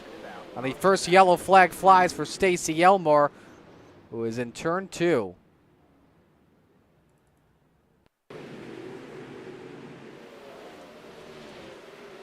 Looking at a replay here from Elmore. See around he goes. All right, I will be right back here real quick. Again, you never know what the heck is happening here during the weather in New York, so give me one moment. I'm going to put it on most exciting stuff just in case.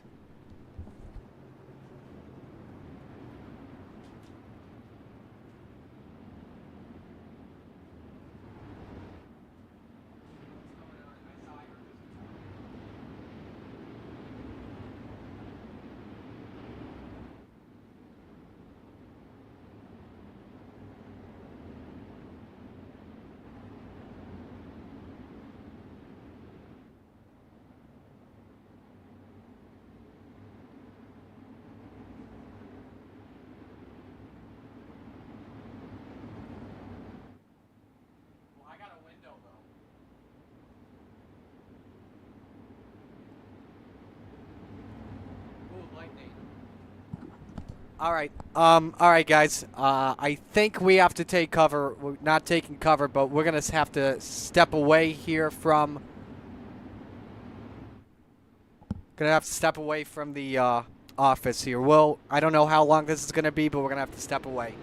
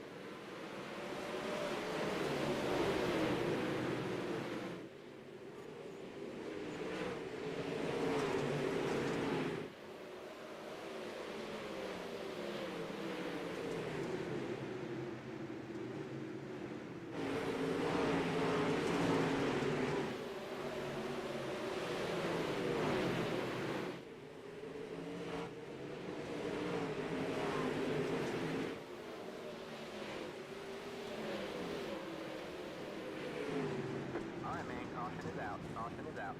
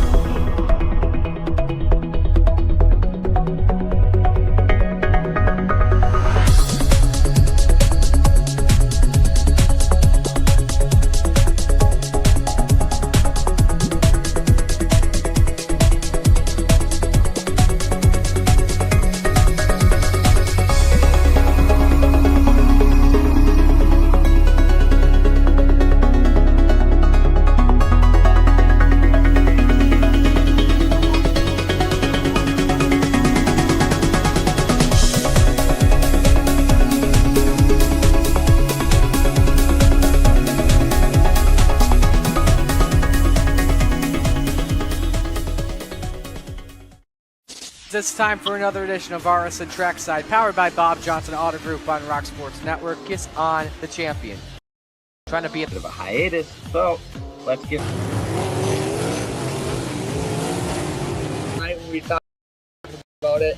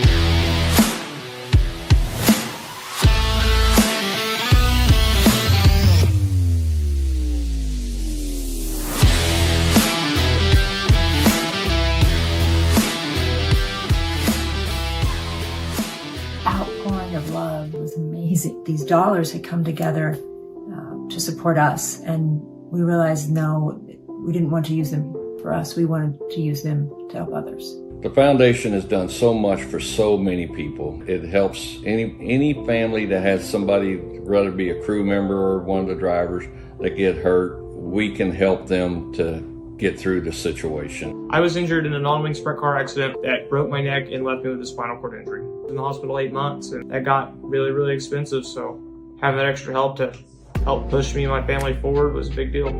I was involved in a pretty gnarly sprint car crash. Found out my brain was swelling and bleeding. Pelvic bone was broken. I had 2 cracked vertebrae on my back, and I was in the ICU a little over a week. The Steve King Foundation reached out to my parents. We received a donation from them. Immediately they started me on what's called neurofeedback, and insurance did not cover the neurofeedback appointments. So we received another donation from the Steve King Foundation. It really helped a lot, and I just want to say thank you. Thank you from the bottom of my heart to the Steve King Foundation for everything that they have done for me.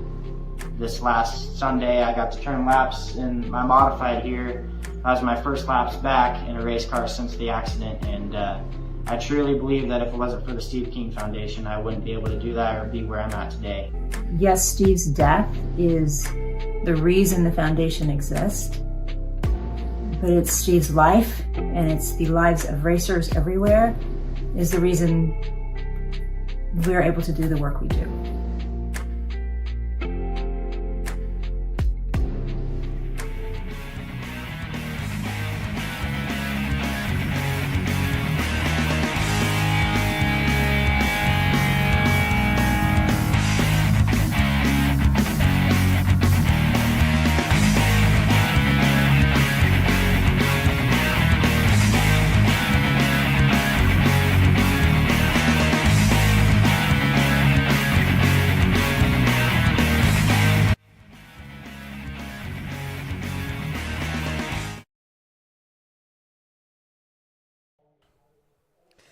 All right, we're back here on the Coast to Coast Racing Network. All is clear. All is clear. From what I have seen, no damage to the home. We're still up and running. All clear here. The tornado warning has expired. Apologies for no commentary, but hey, sometimes, you know, we have to take safety precautions in a broadcast, and so that's what we had to do. So that's a first for me, though. There've been some weird firsts here tonight. It's been a weird night, though, for sure. So, Renegades getting set to go. By the way, I watched the end of the race. Congrats to Isaac Salas on taking the win of the Rebels. It's been a great night for him so far. So, ready to go for qualifying now here at the Oswego Speedway.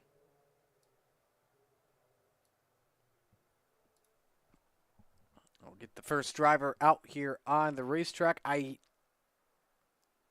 don't have the car count yet. I had it, but I never looked at it.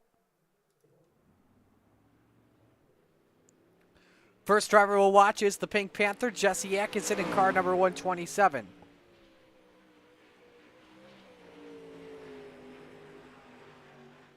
Obviously, last season was a great year for Blake Chapman, taking home another title with the Renegades. Ooh, Jesse got really sideways there. I think he caught that bump off of turn number 2 that's been biting a lot of people.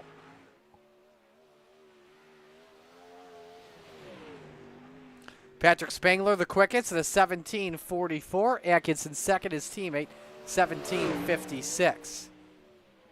Time start to come in. Jesse Bandy looking pretty good in sector 2, but Dean Reynolds puts it to the top. Atkinson in the wall. That's going to invalidate his lap time, but the man that calls this place home for 1 week in October is quickest at a 17:38. Jesse Bandy steals it away, though. 17:33 for the Vanderbilt Master in the Velocity Race Design Vanderbilt Racing number 49.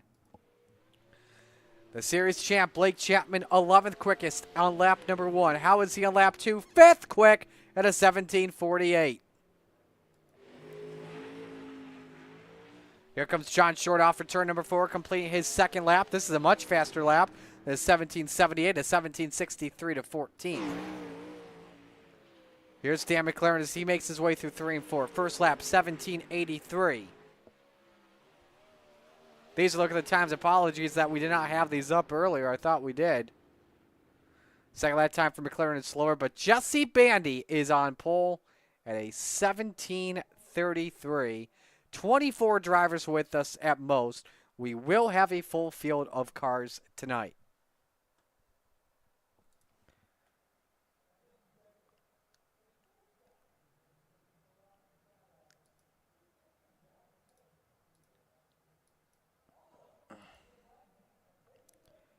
So we're ready to go for heat race number 1, brought to you by Gambler Motorsports, and here is how the field lines up. On the pole position, Rick Main in the 187. Next to him, Stephen Goldner in car number 30. Row number 2, JJ the Jet Plane, Odell in the 38, and Jesse Bandy in the 49. Row number 3, Brennan Lacey, the low-line master in the 114, and Gavin Chatham in the 99. Final row tonight, the 36 of Barry Goldner, and the 161 of Terry Landis in the 161 ride. We still call him the Desert Demon, though, no matter what. Rick Main, phenomenal story. Last week at Fallujah, a Rebels driver, his first coast-to-coast win, and where's it come in? In a Renegade, of all places.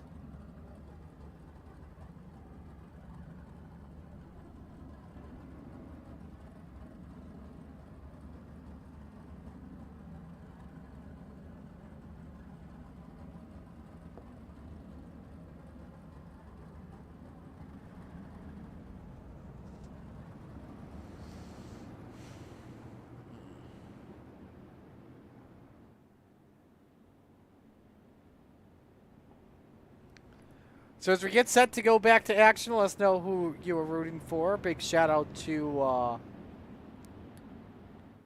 JJ, Bless Number, and Don for hoping that I'm okay. And yep, we are good. We are all good. It's perfect timing that the tornado warning expired before the best race of the night.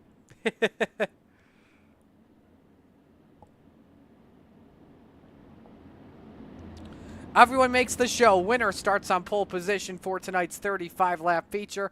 Main and Goldner bring us to green. Heat 1 is underway.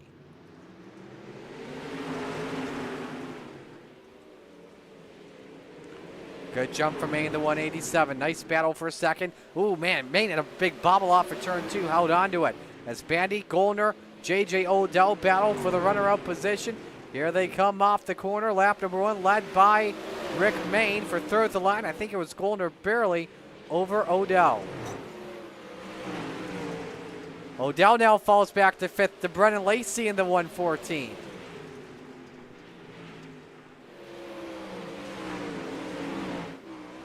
On board, Jesse Bandy as he gives up a spot to Stephen Goldner. 2 laps complete, working on lap number 3. Bandy a little too wide off at turn 2, lost a little bit of time. Stephen Goldner, though, quickest Vanderbilt driver on the track. 17:51 last time by. Now it's Rick Mayne at a 17:39. Good start for the High Noon Inferno Motorsports driver. Looking at some other good battles on track. Brennan Lacey, Ganem, and Chatham. The race for the 4th position.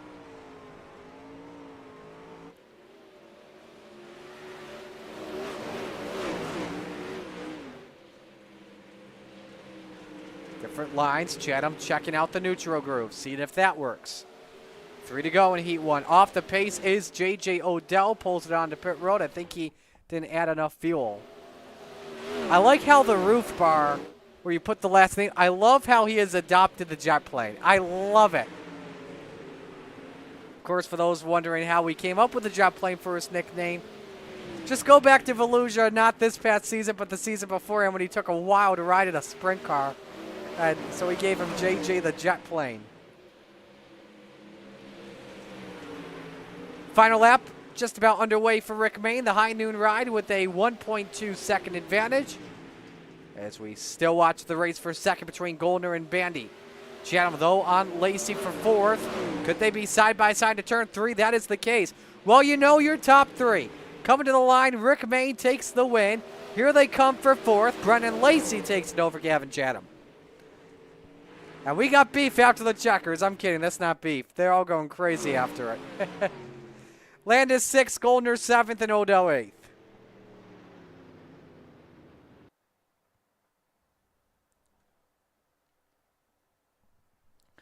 We now move on to Heat 2, brought to you by Regency Home Inspection. And here's the starting lineup. The Pink Panther, Jesse Atkinson on pole position. He's in the 127.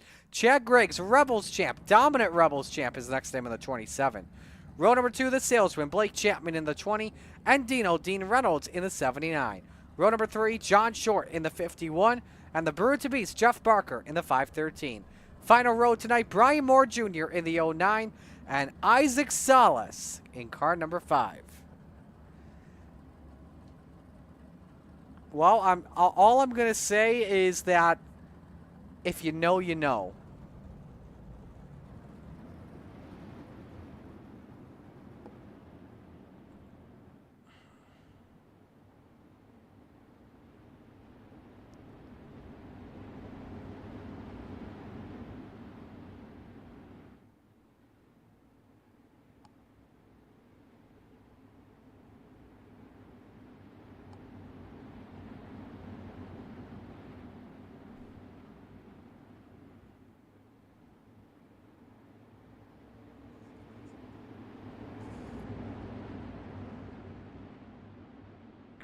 Green. Here we come for the green.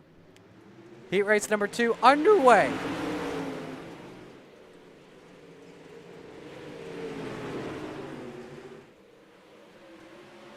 A lot of cars getting sideways off for 2 once again, but it's Jesse Atkinson with the lead. Look at this, 3 wide for 3rd for a moment.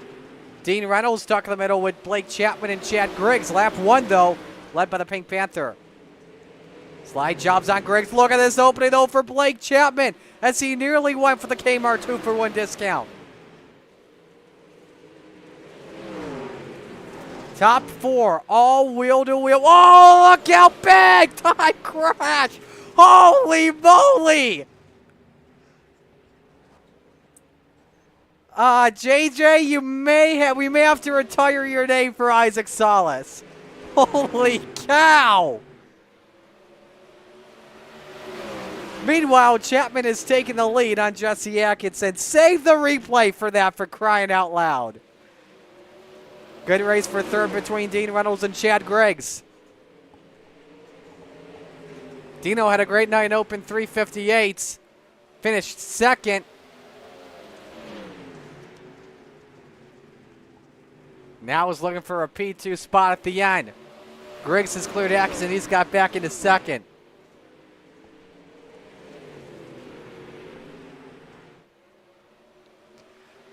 Griggs still looking for that race lead. 3 laps to go.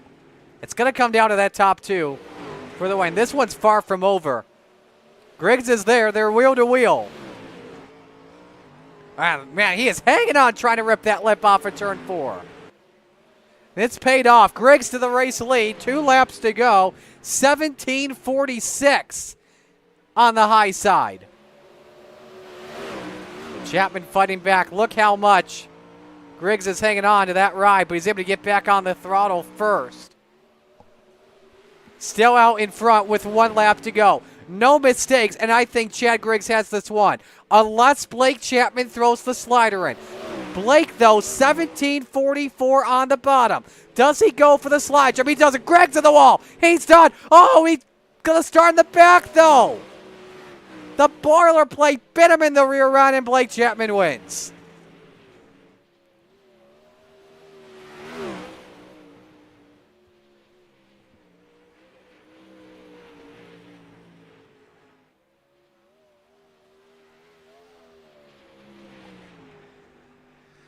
All righty. Well, I think y'all know where we're going at right now. Look at the height! He was like 20 feet high. JJ, I don't care that you got the paint done already, boy. Look at the onboard here, out of nowhere.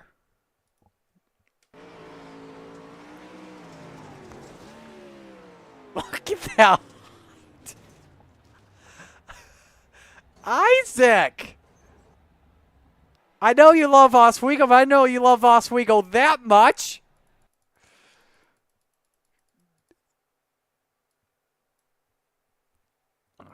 Let's give you another good angle here. Let's give you this angle. Can we give you this angle? I don't know. We got to go back to my racing. Man, he was over Bernie. How many car? Man, we may have to skip the warm-up break just to watch that. Alrighty, Heat 3 starting lineup. New paint scheme for these drivers. Brad Wade on pole next to the high side banger, Patrick Spangler. Row number 2, Bob DeGood and Patrick Spangler, excuse me. Tyler Wilson starting from the back. Clay Christopherson, Dan McLaren in row number 3. Stacy Elmore and Jack Hitt round out the field as we go green for Heat race number 3.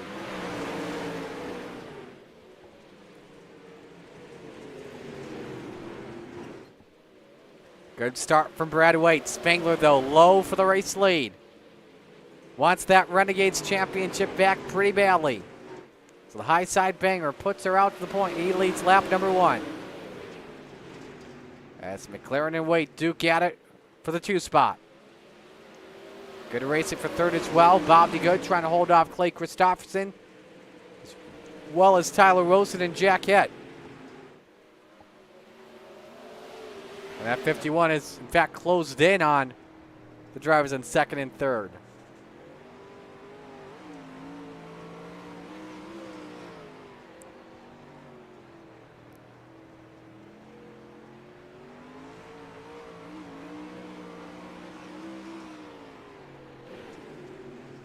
Coming to the halfway point next time by Spangler. The great lead already up by about over 1 second. It's Christopherson underneath on Wade. He takes away 3rd. Now trying to challenge McLaren for 2nd.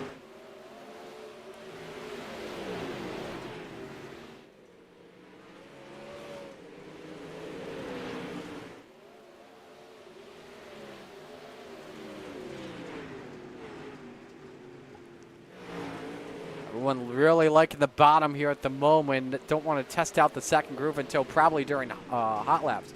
Should mention this 3rd heat, by the way, brought to you by Maurer Farm Management. Patrick Spangler with a 1.2 second lead. Quickest lap around Oswego right now at a 17:71. Christopherson feeling that suspension bobbling a little bit. You can see it move up and down. Still trying to hold off Brad Wade for the 3rd spot. Luckily, everybody transfers into the show no matter what happens. Final lap, meanwhile, underway. Man, that front end is shaking. Looks like it wants to do a wheelie.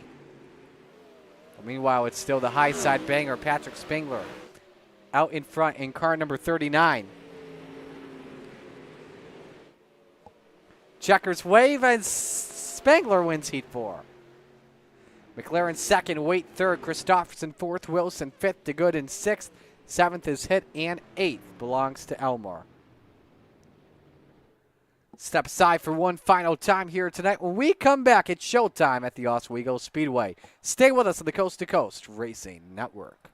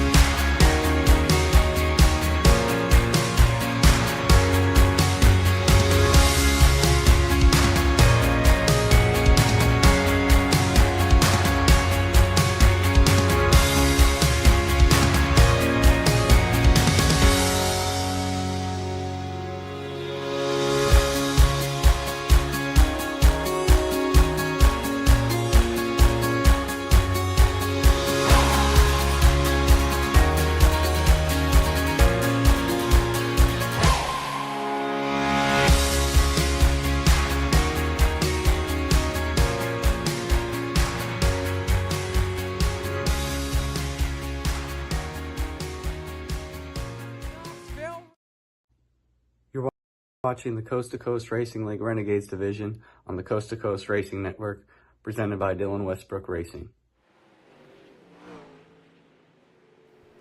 Warm-ups just wrapping up here at Oswego, and while we're doing that, let's get another look here of the, if you want to know what it's like to be like 20 feet in the air, we're going to watch Isaac one more time. I just talked with him. He's complaining of back pain right now, but did say he had a good flight in.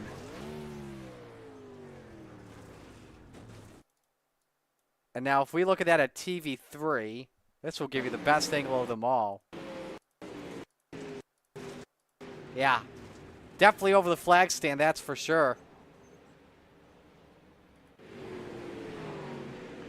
So, anyway, warm-ups continue. That's Chad Griggs the quickest at a 1770. Rick Main second, 1783. Isaac Salas third, 1784. Blake Chapman fourth, 1790. And Jesse Bandy fifth at a 1797.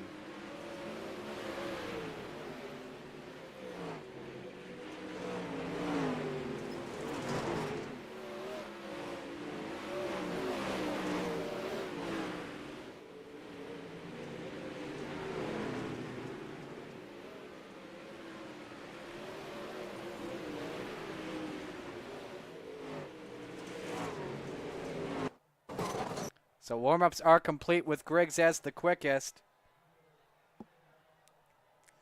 And it's been a weird night, but we appreciate you spending your Monday night with us. Let's meet the field and give you the RSN trackside starting lineup. On the pole, Rick Main in the 187 to the outside. The salesman, Blake Chapman in the 20. Row number 2, the high side banger, Patrick Spangler in the 39. And Stephen Goldner in car number 30. Row number 3, the Pink Panther, Jesse Exton in the 127, and Dan McLaren in car number 88. Row number 4, Jesse Bandy, Bandyboat Master in the 49, and John Short in the 51. Rounding out the top 10, Brad Waite in the 814, and Brennan Lacey next to him in the 114. Row number 6, Brian Moore Jr. in the 09, and Clay Christopherson in the 51. Row number 7, Gavin Chatham in the 99, and Chad Griggs, the Rebels champ, in the 27. Row number 8, Tyler Wilson, the Macho Man, in the 42, and the Desert Demon, Terry Landis, in the 161. Row number 9, Dean Reynolds, Dino in the 79, and Bob DeGood in car number 7. Row number 10, it's Barry Goldner in the 36, and the Brood to Beast, Jeff Barker, in the 513. Row number 11, Jack Hitt, Gentleman Jack Hitt in the 217, and the jet plane, J.J. Odell in the 38. Rounding out the grid, the jet plane's evil twin brother, Isaac Salas in the 5, and Stacy Elmore in the 307. No call from Brennan Lacey to grid. May join in a little bit later after we take the green flag, so may start from the back. Will be tough to do for Isaac Salas, but looking for the very rare Triple Crown if he can get that done when an open 358 Rebels and the Renegades.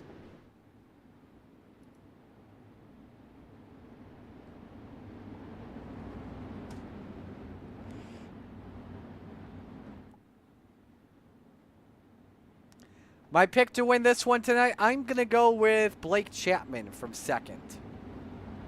Start the title defense up right.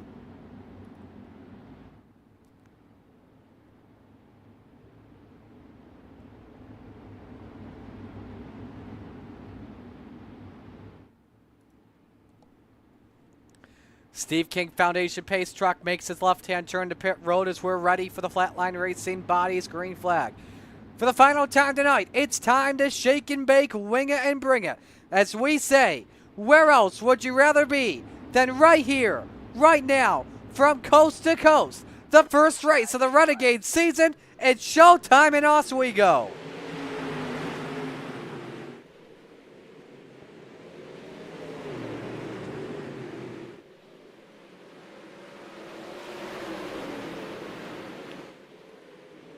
Good racing from third on back. Rick Main, though, has the early lead. Patrick Spangler looks to get the low side to work as the 187 leads the opening lap. 3 wide for the lead with Main in the middle, and the top 2 drivers at the end of the last season are working the bread. But Main, though, with a great entry into turn number 3, has Spangler cleared as well as Blake Chapman. The salesman's got second clear of Patrick Spangler. Now downstairs, he takes the test underneath on Rick Main to get the bite. He's able to avoid that bump as well at the same time, and because of that, the number 20 takes away the race lead.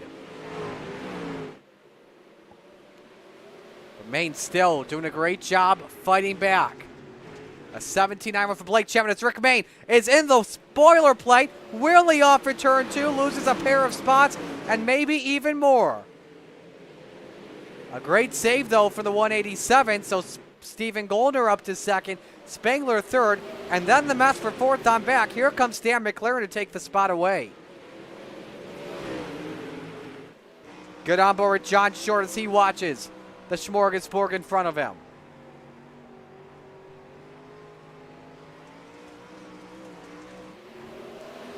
Main doing a good job fighting back, though, on Dan McLaren.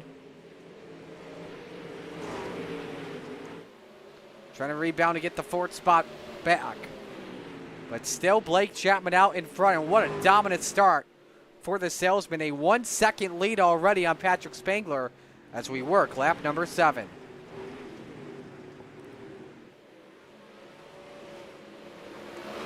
Main in the boilerplate once again. John Short with a chance to pounce. Different grooves taken. Main playing some good defense on that outside. When he hits the steel wall, to find a way to fight back. So doing a good job at that. Atkinson and Short with a good battle as well for 6th. Ooh, and that's Chad Griggs that kissed the wall for a moment to lose a spot to Jesse Bandy.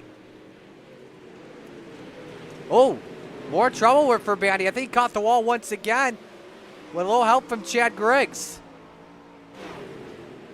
Here comes as well Brian Moore Jr. in the 09. Trying to take advantage of it. This is just inside the top 10. So we work lap number 10. Blake Chapman still out in front. Take a look at the 5-lap average. As you can easily tell, he and Patrick Spangler are the best cars on the racetrack at the moment. Everyone else just hanging on for right now. First caution flag waves tonight. The Renegades feature on Gavin Chatham on his lid off for turn number 4, but is turtled.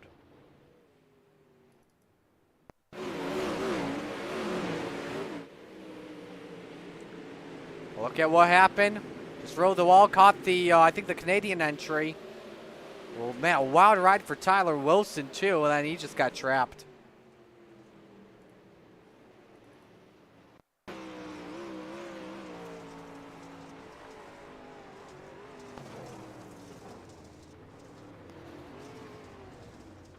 Yeah, that gate in turns 3 and 4 is how all the cars enter the racetrack.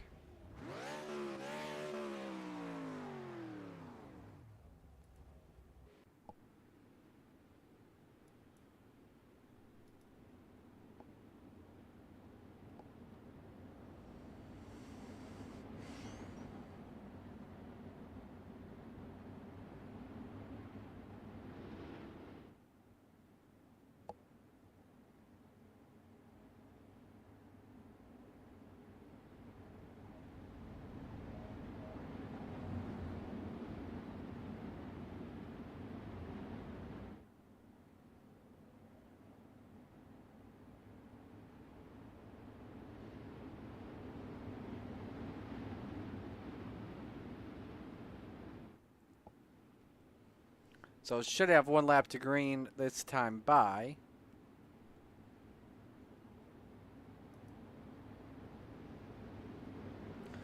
While we wait for the first restart, coming up the rest of the week to kick off Monday Night Madness. Tomorrow night, the Cullen Johnston Family Benefit, 358s at Fallujah, same with the 360s, pickups at Daytona. Wednesday night, Hometown Heroes, we've got 360s and 410s at Lincoln. And Thursday night Thunder kicks off the year at Weedsport, small blocks and big blocks at Weedsport.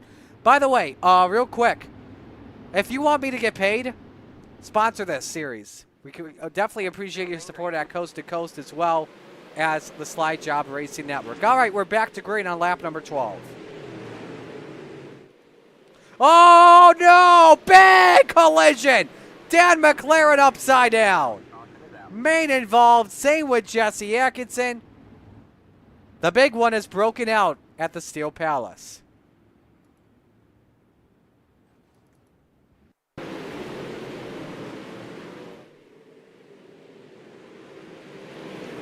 McLaren just came down, not a lot of room, and man, what a head into the barrels there. Man, these Venom racing cars are taking some wild rides tonight.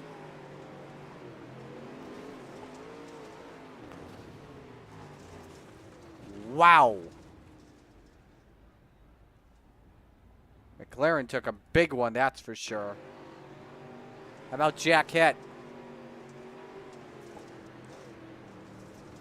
Had him missed, and then car nailed him from behind. Not sure who it was that specifically.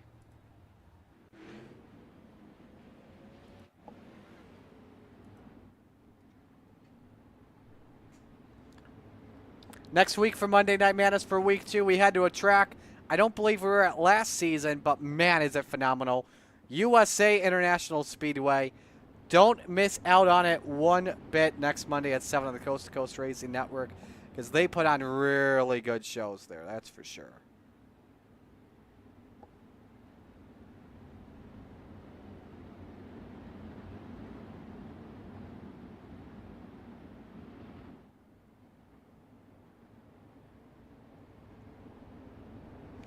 So this will be a single file restart coming up here.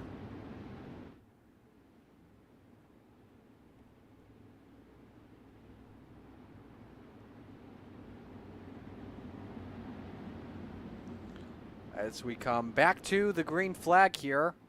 12 laps complete. We're going to watch this restart from our aerial shot. Blake Chapman continues to command the troops at bay. Green flag, green flag.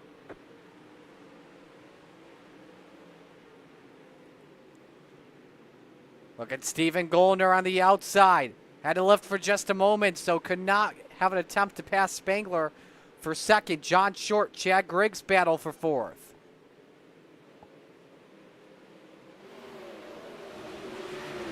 Griggs started 14th in this feature and is up into the 4th position. A great start for him. Could be going for a hard charger tonight. Here, and there he goes downstairs on Steven Goldner for third. Decides not to pull the slide job maneuver. As Goldner hangs on to the bottom stop of the podium for right now, but this low line working really well, especially for the driver of the 27.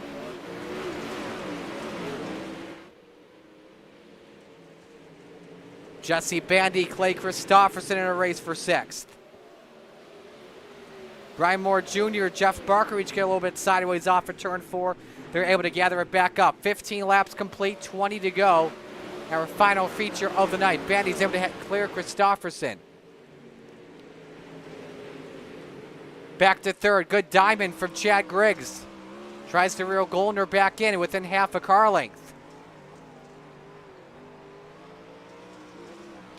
Driving the Scott Tomasin Racing entry. Following him until he shows the nose underneath. He knows he's faster. I think if you're Chad Griggs, you need to force Steven into making a mistake here.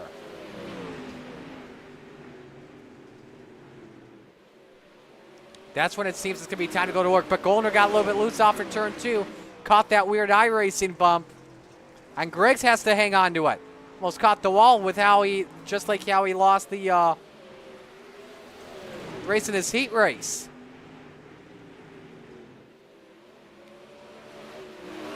That hump right there in turn 2, what I'm referring to. Back to Bandy Christofferson, 51 underneath for 6, caution flag waves. 30 yellow, and it's for Gavin Chatham once again.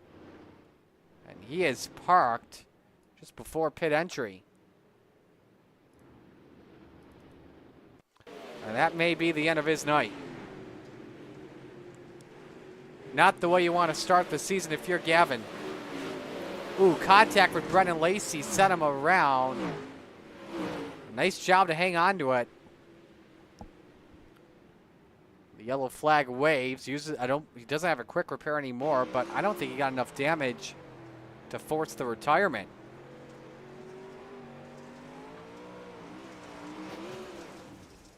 A good impact, but that car is still drivable for sure. Now, if he clipped those jersey barriers, which aren't supposed to be there, because that's what's on the inside of the track, there'd be no issue.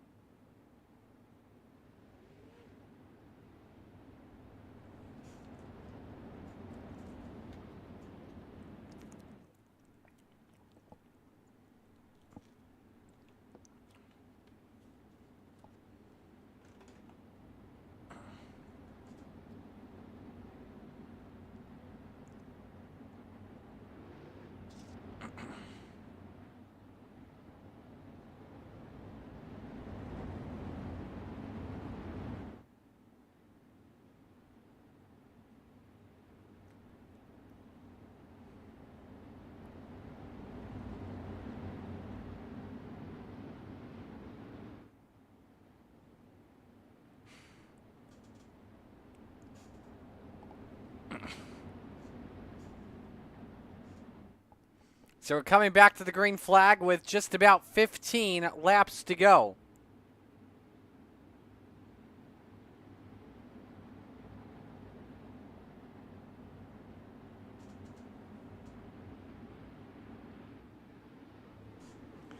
Ready for the restart.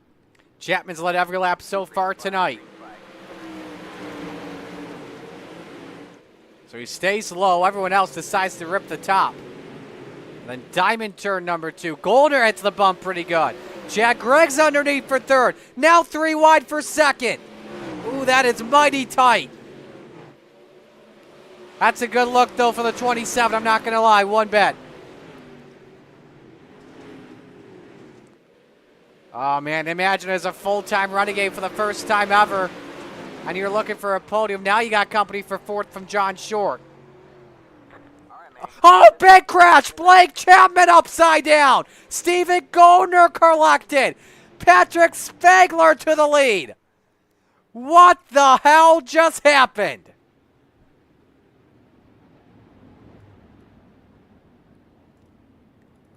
Unbelievable. The leader in trouble. Clips the wall. Around he goes. Steven Goldner doesn't see it coming. He took the entry gate. Oh, man. He was doing everything perfect tonight.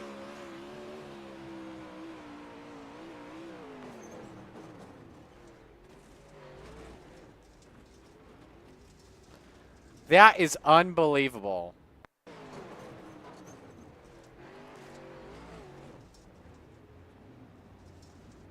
Man.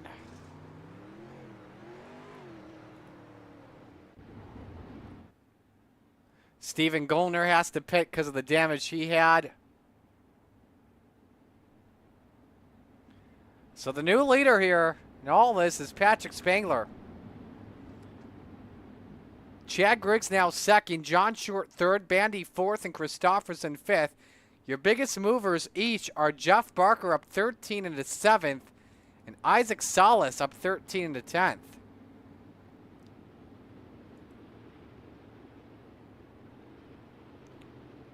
Can you believe it or what for the salesman? Guess it shows you the better code to use tonight is Swan Speed Shop than it is Galen's.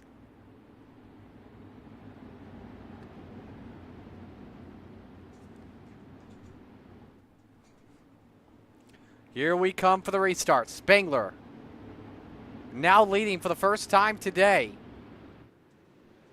with a lot of good company behind him in Griggs and Short and Bandy.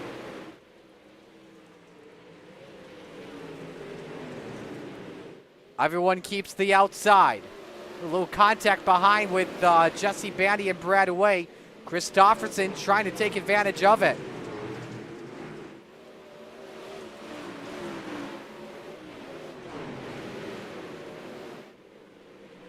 That's the battle for 5th.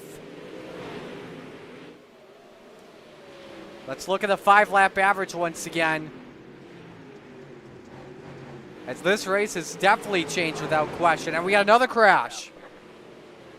And this is for Tyler Wilson, Jack Hitt, Stacy Elmore. Sounds like it's just a 3-car crash.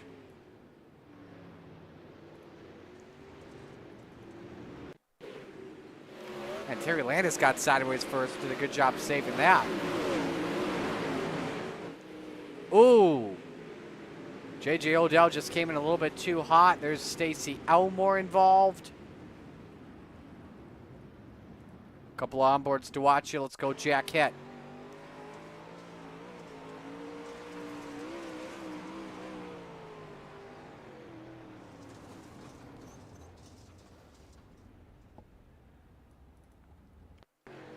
Here's Elmore.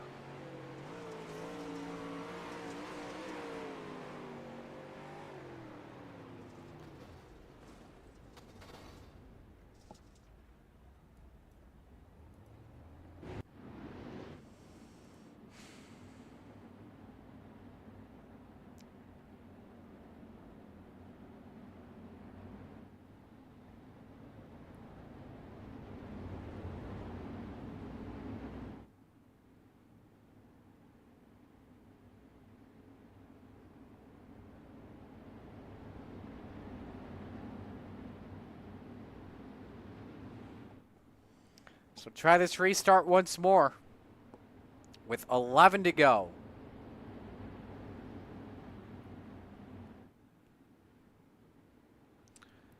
Keep an eye on that Venom Racing number 5. Solace restarting in the 5th spot. Barker restarting 7th. They are coming towards the field after they were involved in the same crash in Heat 2.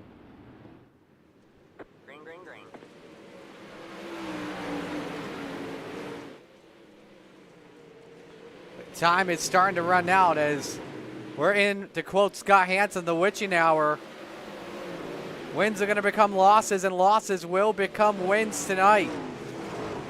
Here's the race for 3rd. Jesse Bandy looking to get back on the podium. 10 laps remain for Patrick Spangler.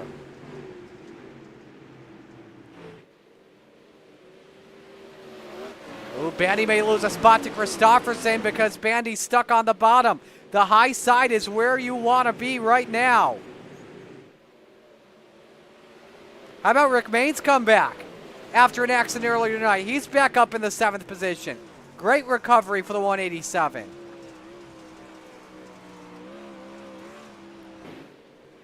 Bandy still cannot get out of the bottom. Salas kisses the wall. Christofferson looks inside on Short. And that's the race for 3rd too. Coming to 7 to go this time by Patrick Spangler, looking to start the season off right as here goes Christopherson. Slide job by the 51 on the 51. Short's able to counter it back, and now Isaac Salas has cracked the top 5. Oh my, but he's in the wall once again with 7 to go. Everybody fighting for as much racetrack that they can handle here. And now a full throttle car trying to finish on the podium. It's Training Wheels STM. Speaking of STM, here comes Chad Griggs. Diamonds turn 2 for the race lead. 5 laps to go at the Clay Palace. What a phenomenal way to kick off this season. After drama by Blake Chapman, it's these two that are going to fight to the very end. Griggs underneath for the race lead. Send it, Chad. Slide job. Griggs kisses the wall once again. Pretty good. That was way too much of a send by Chad Griggs. And now is it Spangler's time to turn on the afterburners. The gap is up to 0.7 of a second for Spangler on Griggs. Christopherson and Short still race for third. 3 laps to go.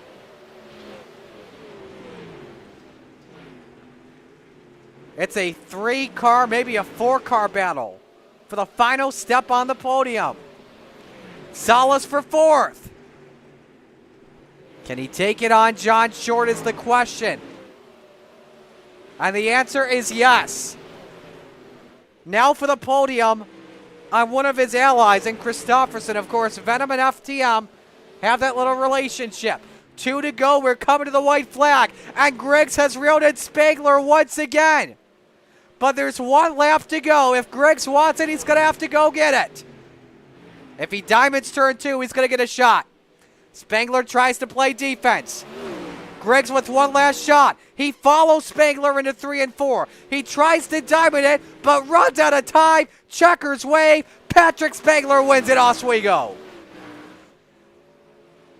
Christopherson 3rd. Trouble for Isaac Salas at the end. I wonder if he got the wall where it forced him into the pits and that cost him the hard charger. Jeff Barker gets that to finish 7th.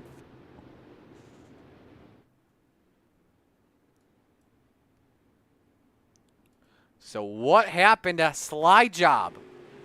Caught, yep. Caught it again.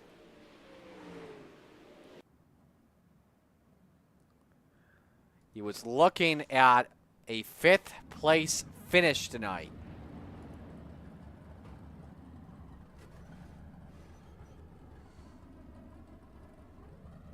So Spangler starts the season with the win, followed by Griggs Christopherson. Short and Bandy round out the top 5. Dean Reynolds with a great run to finish 8th at the end as well. Blake Chapman, after his accident, recovers to finish in the 12th spot.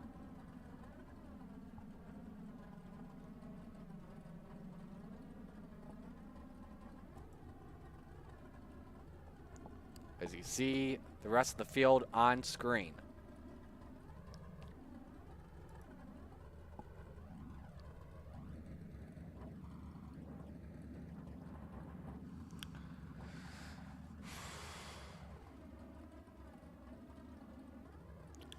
So just waiting for one more driver here before we can begin with the proceedings of our post-race ceremonies. So Spangler starts the season right with a win. What a wild and, I guess you could say, weird night at Oswego. Top 3 are here. We will begin with Clay Christopherson, our 3rd place finisher. Clay, how much fun were those final laps between you and Short? They were. I had a lot more car than I thought. As soon as I went up on the top, the bottom felt really consistent, but as soon as I went up top, and I mean, it was sketchy, but it felt really good. I was happy with the car at the end. That was a great race me and John were having also. That was a lot of fun. Did you have a car that was set for the high side tonight or not really? I always go way lower gear than what a lot of other people do. So I can kind of run. My car usually is happy with both. I wasn't expecting the top to be that fast for how much there was nothing up there. How about for the ending of this one? The After that caution, I was like, well, I'm just gonna get on it. I'm sitting, I think, seventh at the time, and then the next caution right after was fifth. I was like, I'm gonna hammer down. I'm keeping up with these guys. I want to see if the car can do anything. And yeah, me and John had that race, and that was a blast for third place. I didn't know if I was gonna get it or not because he seemed to have a lot of car left too. Who do I give shout outs to? Oh, you guys for putting all this on. All the boys at FTM, Dino, DJ, all them guys. And then Swan Speed Shop. Well, great job. Congrats on a third place run, and we'll talk to you hopefully next week. Sounds good. Thank you. Clay Christopherson finishes in third tonight. To second we go with Chad Griggs in the 27. Chad, you reeled him back in after you caught the wall. What more did you need? I don't know that I really needed a lot. It was so thin up top, and you had to be so careful tiptoeing up there. I would get a run on him. I felt like I was faster than he was in 1 and 2, and we were pretty equal in 3 and 4.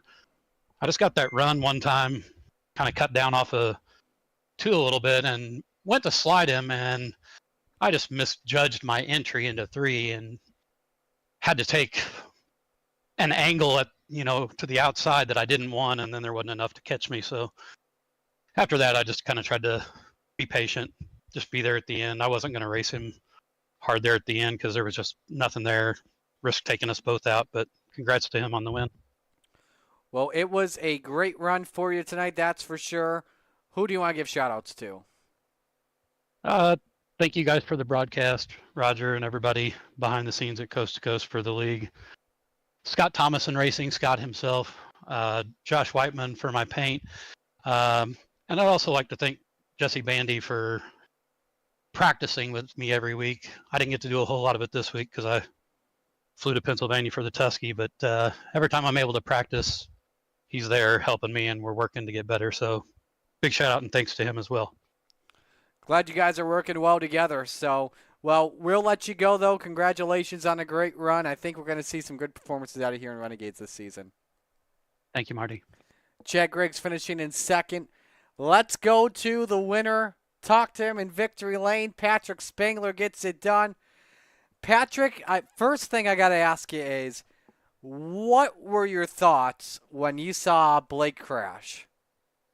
Well, I know he likes getting out to the lead and just cruising the bottom each lap. So I was just trying to get close to him, make him force him to go up top.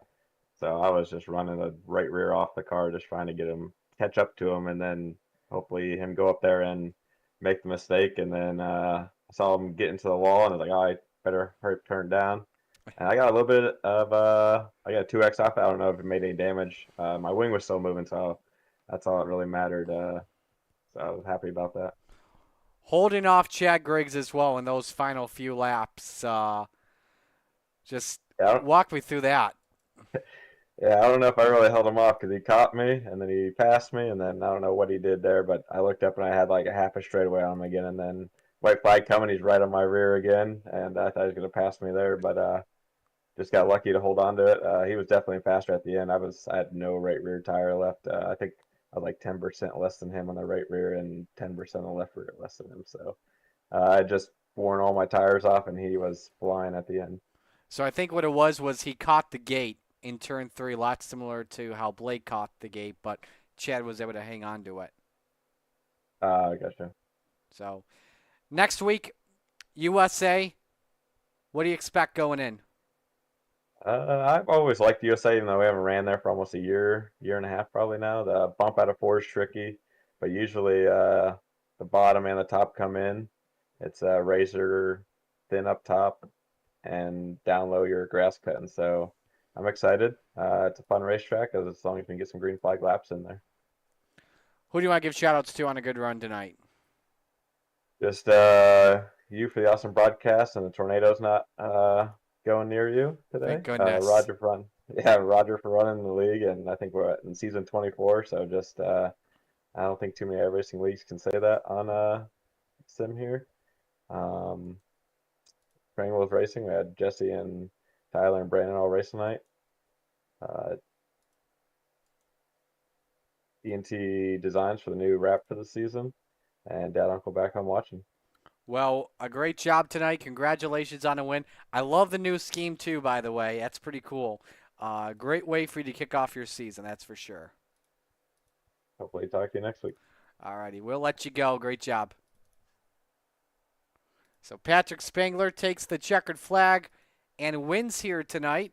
Now, before we say goodbye here on tonight, there is one thing I want to show you, too. It was a very weird night for action, to say the least, but from the tornadoes and stuff. Something else was kind of affecting me as well, and we're going to call this similar to our buddies at Buddy Time. I'm just going to show you this. This was happening to me while we were gridding. I believe it was for Open 358's Heat 3. Take a look. In car number 99. Run number 3, it's GJ Boydell. Good to see him back with us in the 014. To his outside, Bob D. Good in the 7. Final driver on the grid here tonight, Gary Sigelcow in the 25. Bear with me if I get a little bit distracted. It was Luna time. That's what we'll call that. So I had a couple of friends with me to help me out. So anyway, that is going to do it here for tonight. Again, next week we're at USA. Don't forget to join us tomorrow night on the Coast to Coast Racing Network for the Colin Johnston Family Benefit with 358s and 36s at Volusia, followed by pickups at Daytona. So that'll do it for us here tonight. Appreciate you spending your Monday night with us on behalf of everyone at the Coast to Coast Racing League, all the fine drivers and sponsors, Roger Craig and his great group of admins for kicking off season number 26. I'm Marty Scala signing off. Congrats to your winners, Isaac Solis at Open 358s and Rebels, and Patrick Spangler in the Renegades. So long, everyone.